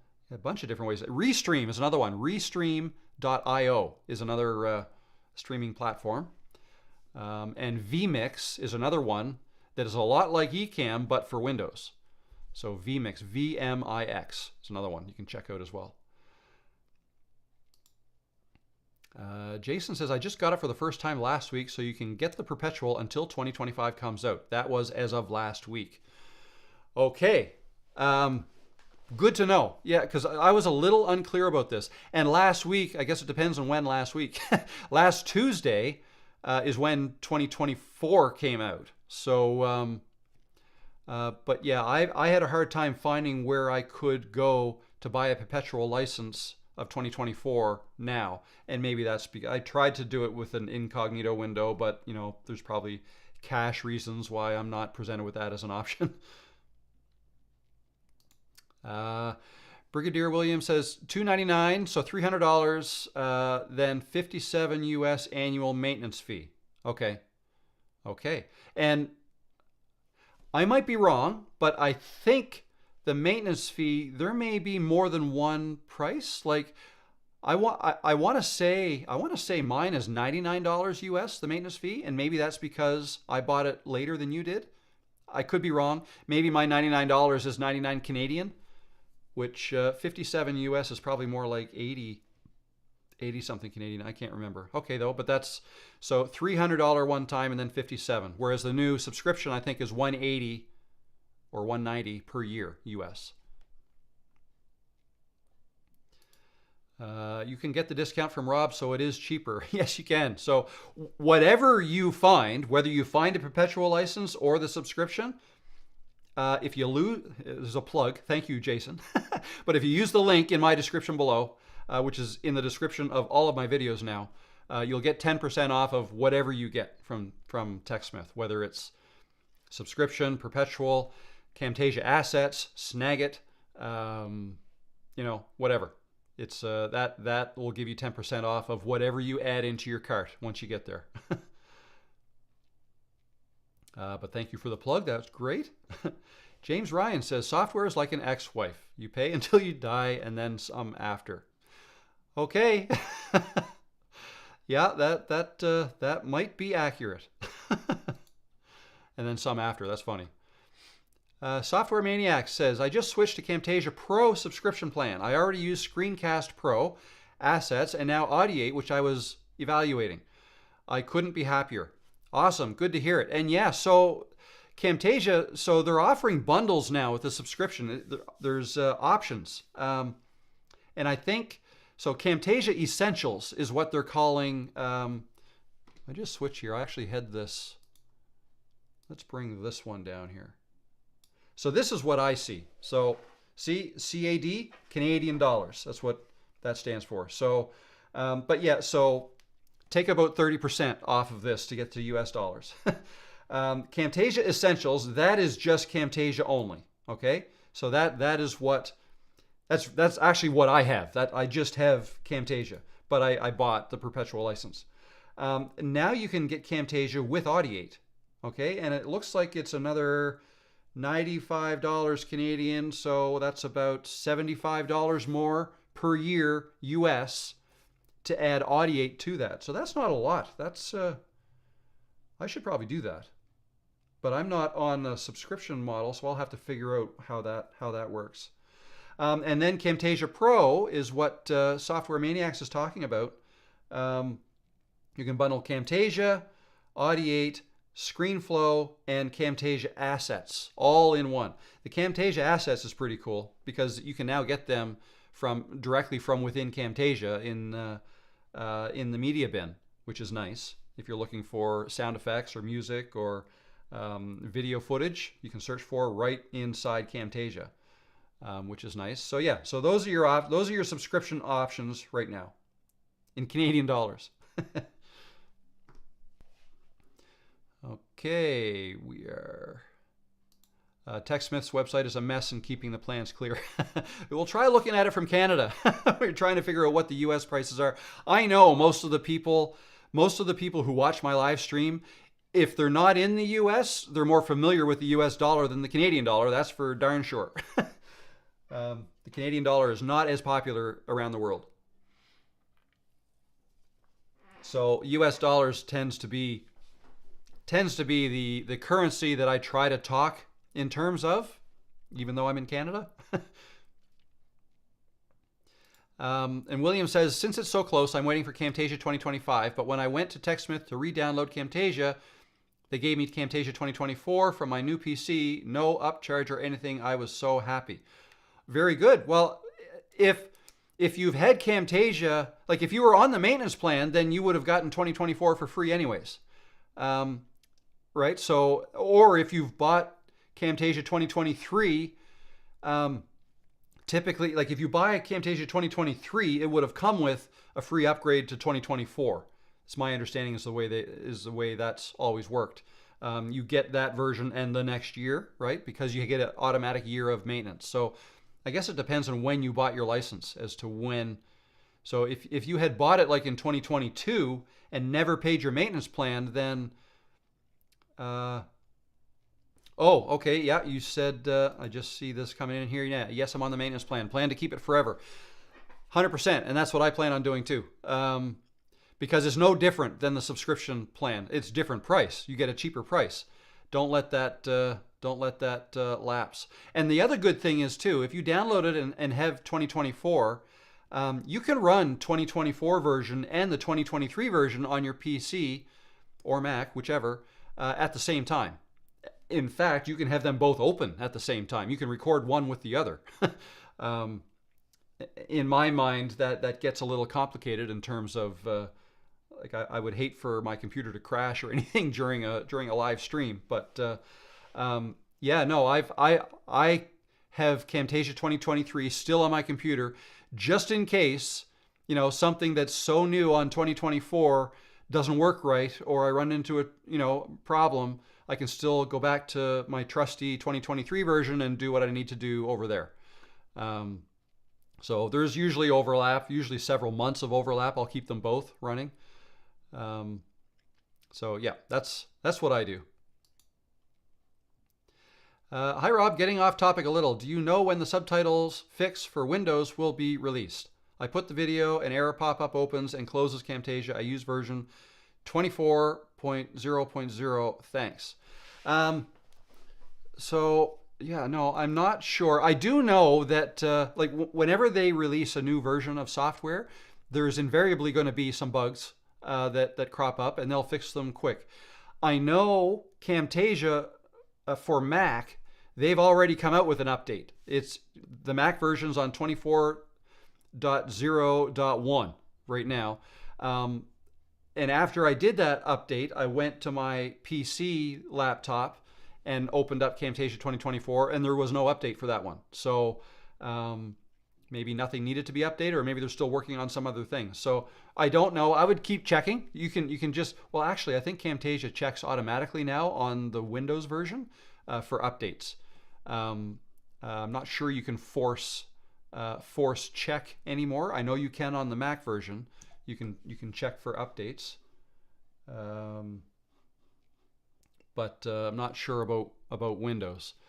Yeah, if you're getting an error, I would submit a support request or a ticket to TechSmith directly, and they can let you know what maybe a fix is for you, and B, when the next version update will be coming with bug fixes and stuff like that.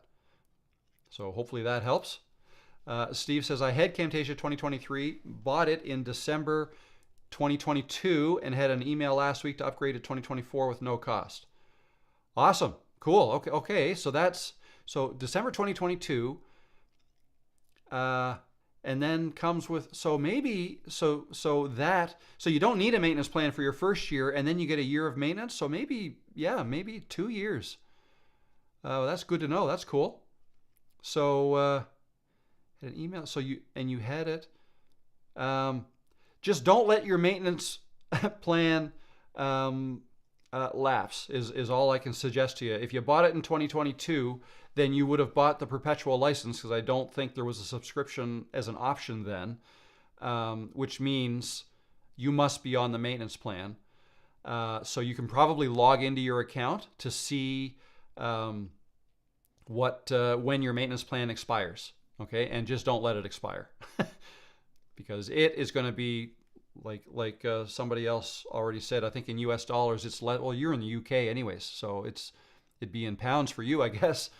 Yeah, it'd be less than $100 US a year for the maintenance plan, I believe, versus more than twice that if you let that lapse and then have to resubscribe.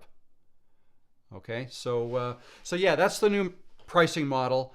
And 2025, so Camtasia 2025, as I had mentioned, that they're not going to be forced to basically wait a whole year to release new things. They're already planning on releasing Camtasia 2025 in October. Okay, I don't know if it's October 1st, but it's October 1st is the deadline for renewing your maintenance plan, or making it current. But sometime in October, it might be the 1st, Camtasia 2025 will be out. And here's something that you may or may not know. Tomorrow, Camtasia or TechSmith is having an event that is open to anybody. I believe I don't know what they call it, a webinar or something, where they're going to go over the future of Camtasia. Okay? And you guys can all tune in. I plan on being there. I don't know what it looks like, if it's going to be a video thing or what it is, but it's here. Let me just look this up here. No, wrong one. It says future-proof your workflows with TechSmith and AI. So that's what it's tomorrow, 11 a.m. Eastern Time, June 12th. And you can join from PC, Mac, iPad, or Android. You can probably go to the website and sign up for this. And then, but either way, I will provide a summary as to what they talk about. So what I think they're going to talk about, based on the title, is the future direction of TechSmith and Camtasia, what they're working on. They're going to give us a little bit of a preview as to what they're working on. So we might get some secrets about what's going to be in 2025. They may let us know. But whatever it is, they'll probably talk about the pricing model and all that stuff as well. But whatever it is, I'll let you know what it is. So if you don't go to this, don't worry, you won't miss anything. Whether I come out with it in a video this week or I talk about it at next week's live stream, one way or the other, I'll fill you in as to what they talk about in that, which is tomorrow at 11 a.m. I can't forget that. I think I've got a reminder on my calendar. So yeah, so I'm excited about that, and still excited about what they added to 2024, and now a new they're going to talk about the new version already, which is pretty cool. Oh, Steve says, I just logged in and checked. It says maintenance will be renewed on December 29th, 2024 for 4120 Great British pounds, GBP pounds. Woohoo. There you go. Yeah, don't let that lapse. Or it's $180 US, whatever that is in GBP, a year. So you're grandfathered in. Congrats. So upcoming videos. So I've gotten a few. So thank you for your suggestions. There were some suggestions earlier today in the chat as to what sort of things I should be looking at making in the future. So I've got a couple. What have I got written down here? So again, we never really went through last week's videos. I've been on here for 2 hours already. You still a bunch of you here, so I can keep talking if you want me to. So last week we talked about so I had 3 videos. Multi-camera editing came out last Wednesday, the day after 2024 was released. That one was in 2023 version of Camtasia. Not that it mattered, because it still applies. And I apologize if that video was a little misleading, the title, because I've gotten a lot of comments about, well, how do you capture more than one camera at once with Camtasia's screen recorder? So I apologize if I led you to believe that you could, but you can't. So that video, if you watch that video, you'll notice that I captured the videos. I captured 3 videos, and I captured them all on my cameras. So I had this camera, I had that other camera, and then I had an overhead camera, which was actually my phone, right? And I pressed record on that, and on the audio. So I recorded all those things external to Camtasia. I'm not even touching Camtasia yet. And then I recorded myself going through what I went through, made the video. Once I had all that, I brought it all into the computer, opened up Camtasia, and started editing it all together. So, and that video kind of described how I did that. So, no, I did not use Camtasia to capture all of that at once. But there have been some people asking if Camtasia would do that. So, who knows? Maybe they will, because that would be kind of cool. Right now, you can only capture one camera at a time. You can capture a camera and a screen. Okay, so 2 things. But not more than one camera. So, and not a lot of computers can handle more than one camera anyways, but be that as it may, a lot can. So who knows? Maybe in the future they'll add that. Maybe they'll let us know tomorrow. So there was that. And then Friday, I came out with a dynamic captions video. There's a couple things about dynamic captions that I think they need to tidy up a little bit. Editing them, I think, so I've actually sent them a little wish list for dynamic captions. When I use dynamic captions, I think they're awesome. The way they dynamically show up on your screen, the transcribing is super fast, and it does multiple languages. I still don't have an answer as to how many languages, but a lot. But there will be errors. Not always. If the audio is super clean, then there's no errors, but or not usually. But I had a few errors, and when editing the auto-generated captions, there's a couple things they need to fix, in my opinion. So let's say 2 words showed up where you only wanted one. One example would be the word into. I went into the park, right? So if I said that, well, I did. I said that in a video, but the way it captured and transcribed it was in two words, okay?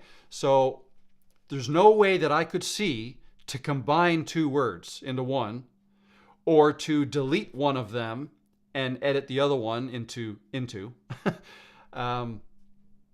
The best that I could come up with was exactly that. I would have to delete all the letters out of one, but it still kind of left a space there for a word that no longer exists, and it showed. You could kind of see that in the captions. So I think they need a way to be able to completely delete a word, or combine 2 words together, and maybe even add a word, right? Like if the transcription missed a word, I think there needs to be a way to edit that.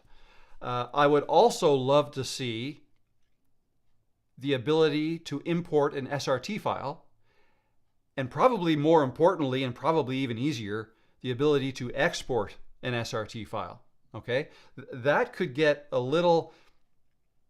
I mean, I'm trying to think like a software developer, even though I am not one, but I'm trying to think. So like an SRT file, it's a subtitle file, right? So if you have a subtitle on the bottom of your video, let's say there are typically, I don't know, 8 words in a subtitle.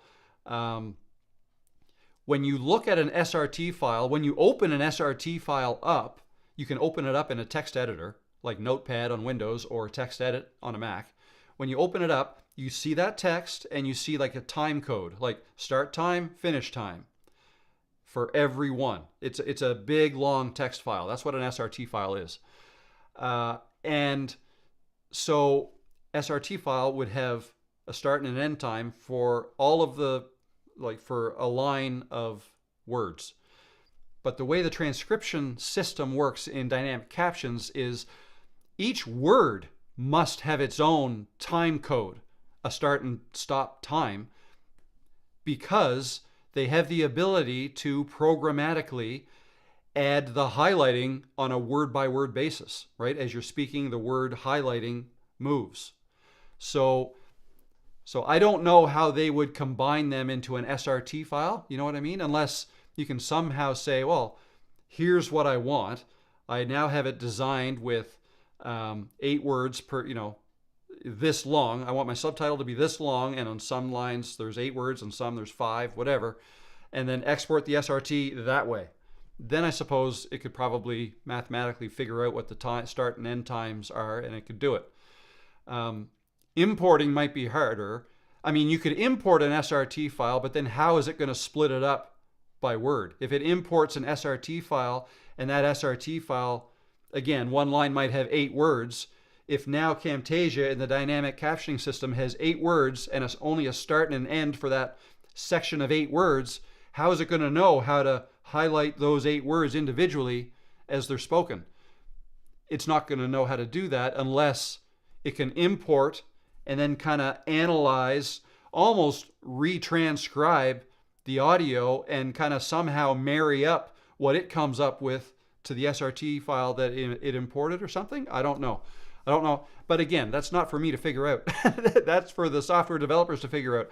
I'm only trying to suppose what they would run into when trying to figure this out. So, and I spent several years when I started selling my services, video editing services on Fiverr, it was subtitling videos. That's what I started with. I would subtitle videos. So I got pretty used to the lingo and subtitles and SRT files and all that stuff. I kind of know how it works. And incidentally, the Windows version of Camtasia does this a whole lot better than the Mac version. With the Windows version, you can actually load up a transcription and then kind of watch it go through and click to kind of create your subtitle lines as it goes through. There's no way to do that in the Mac version. I'm not sure why, but I'm sure there's a reason. Well, I know there's a reason. I just don't know what it is. So I'm coming at it with that knowledge, I guess, in my history. So, but yeah, if they could figure that out, I think that would be amazing. That would be awesome. I would love to see them do that. And in fact, Steve says, I also sent in a support feature request this week for the same 2 points you raised. Also requested to have import a text file to auto sync the captions from that file like YouTube does. That would be awesome. That would be awesome. Whether it's a text file or an SRT file, I mean, it's not hard to, again, thinking like a computer programmer, it's not that hard to strip out all of the excess stuff in an SRT file to create a text file, right? Just the text. It's just a couple commands. Like it's not that big a deal. But yeah, if they can add that. But I mean, if I were a betting man, I would say that they'll have some of these things addressed probably even before 2025 comes out. It's what I think. It's just a hunch, and hopefully I'm not jumping ahead of myself here. But that's just it's a gut feel, because I think they released dynamic captions are awesome. They are awesome. I just think just a few tweaks here and there, and it's going to be perfect, right? And the way you can actually save presets and stuff, it's just such a time saver. Make one video look great, once, save the preset, and then creating additional videos after that, so much easier. Be so much easier. So that was dynamic captions. The next thing, tiling effect, I released that video yesterday, and I just also wanted to point out, so I did that video with, what did I do? I did, let me just close those. If I share my screen here, I think this is the tiling video, is it not? You can see this? Yep. Yes, this is the tiling video. So this video, this is kind of the end result. I don't know, a drop shadow like that. All right, so now we have a video that looks like this. On editing videos for YouTube using Camtasia. So I combined the tiling effect, which is new in Camtasia 2024, with an animation. I put an animation in it to make them move. And I wanted to point out, though, I didn't say this in this video, but actually somebody from Camtasia mentioned in the comments that the tiling effect works on more than just images, like the logo image I did it with here. You can use that tiling effect with any annotation or any call out that you put in on your screen. So if I just go File, New Project, let's just do this real quick. Got a new project here, just like that. Let's give myself some more space. I usually like to do that. If we just go up to annotations, and I don't know, let's just grab this one right here, and we'll say hi. All right, let's make that, where are we? Text. I want that to be bolder, and if we go, I just want it to be a little more noticeable.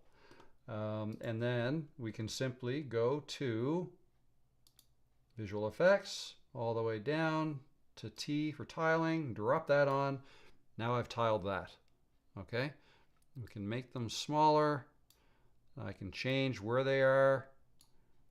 All right, you can move these handles around. All right, so that's how it works. And the scale, and if I go here, wait now, scale, I can make them really small and then bring them right in like this, like really small. You see that? And it's limitless. Okay, so it like it's limitless. Like I can drag this anywhere. Like look, if I go zoom way out, see that? Look, it's everywhere. I don't know if I'm kind of getting that point across, but I think I am. You know what I mean? Like there's an unlimited number of these things are generated, infinite. So let's say that's so, and then all I did is I added an animation, a custom animation, and simply move them. So again, I can zoom way out, and let's say I want to move it like there. Like that's a long way to move it in one short little animation. See how fast that happened? But if you're creating like a background, you can make it go longer like that. Oh, and I've got easing on. So let's turn that off so it's just a constant speed the whole way. Okay, and then you've got that effect. All right, you may want to, if you want it to be more subtle, you can drop the opacity like that. All right, you can even, and I did this in the video, if you want to see a longer version of what I'm doing here, you can check out the video, the tiling effect video that I made yesterday. Actually, that's the one I used before. Let's, dynamic backgrounds. Let's go with a different one, something like that. Now this opacity is too low, I can hardly see it. Bring it up.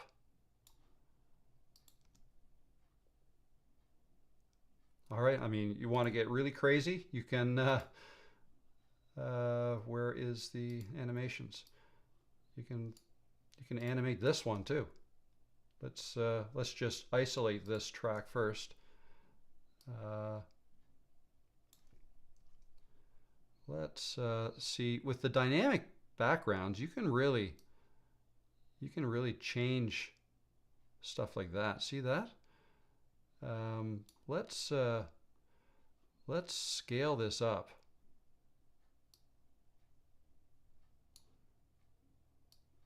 Like this. And let's start in this corner.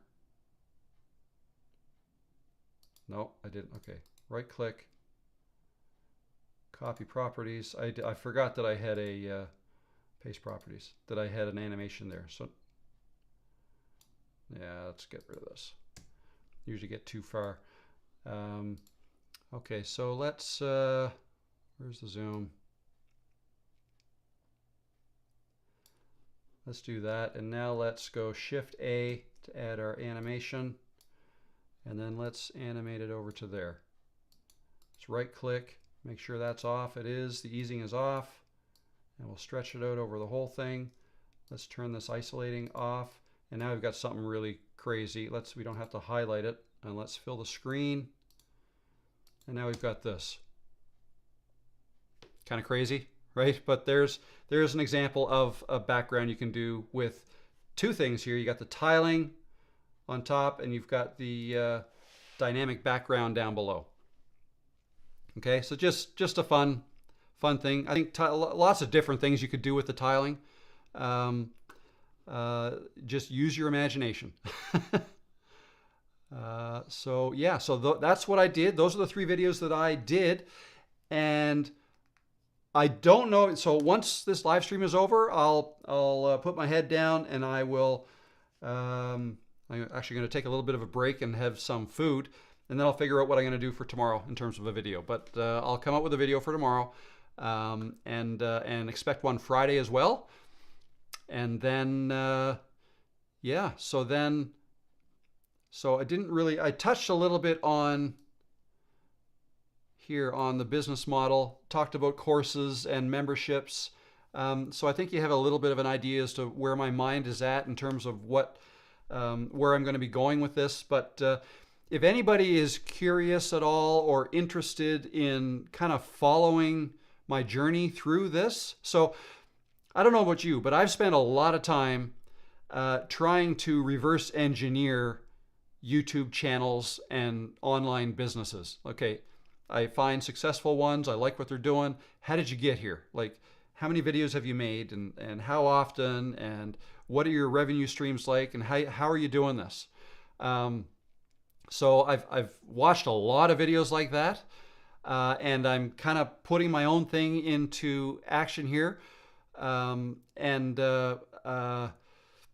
Who knows? It may not work. I'm pretty confident in my long-term plan that it will work. I think if you're concerned about making money, like a lot of it right away or fairly quickly, then that could be problematic. Then you need a lot of luck on your side. But if you put the time in and you build something that makes sense and that people want, and that means helping people. That's kind of the way I'm looking at it. I'm not like, if you think of YouTube, you've got educational channels and you've got entertainment channels. Okay, I'm not on the entertainment side. I'm the educational side. So I'm trying to help people learn how to do what I know. So I've got knowledge here. I'm trying to share it. I'm creating these free videos on YouTube. I'm doing these live streams, and eventually I'll be selling courses or memberships or coaching or whatever. But it's all on the educational side. So that's kind of where I'm going with this. But if anybody has any questions about what I'm doing or how I'm doing it or why I'm doing what I do, feel free to let me know. And if there's any interest at all in following along my journey, like if you want me to maybe give periodic updates as to how things are going with the channel, with whatever, let me know. And that may be something I start sharing as well. Maybe not near as often as the Camtasia videos, but it might become part of the channel as well, just so that eventually be able to look back and say, oh, okay, that's where we started and here's where we are now. Wow, that'd be kind of neat to see, to kind of document that thing. Some people do that in other channels, like in a second YouTube channel, whereas other people do it right in their main channel. So there's two different ways to go about it. But anyways, those are my thoughts for today. Any other questions before I go? Otherwise, because I think that's pretty much it. As always, if you have any questions, feel free to let me know. Once this live stream is done, you won't be able to leave a chat, but you'll be able to comment below, or you can leave a comment in any video of mine, and I will respond that way. So yeah, I think that's it. So if that is all, I will say goodbye for now, and I will see you next week. Thanks for stopping in today. It was a lot of fun, as it always is. I hope you got some value out of this, and I will see you next week. Thanks, guys. Bye for now.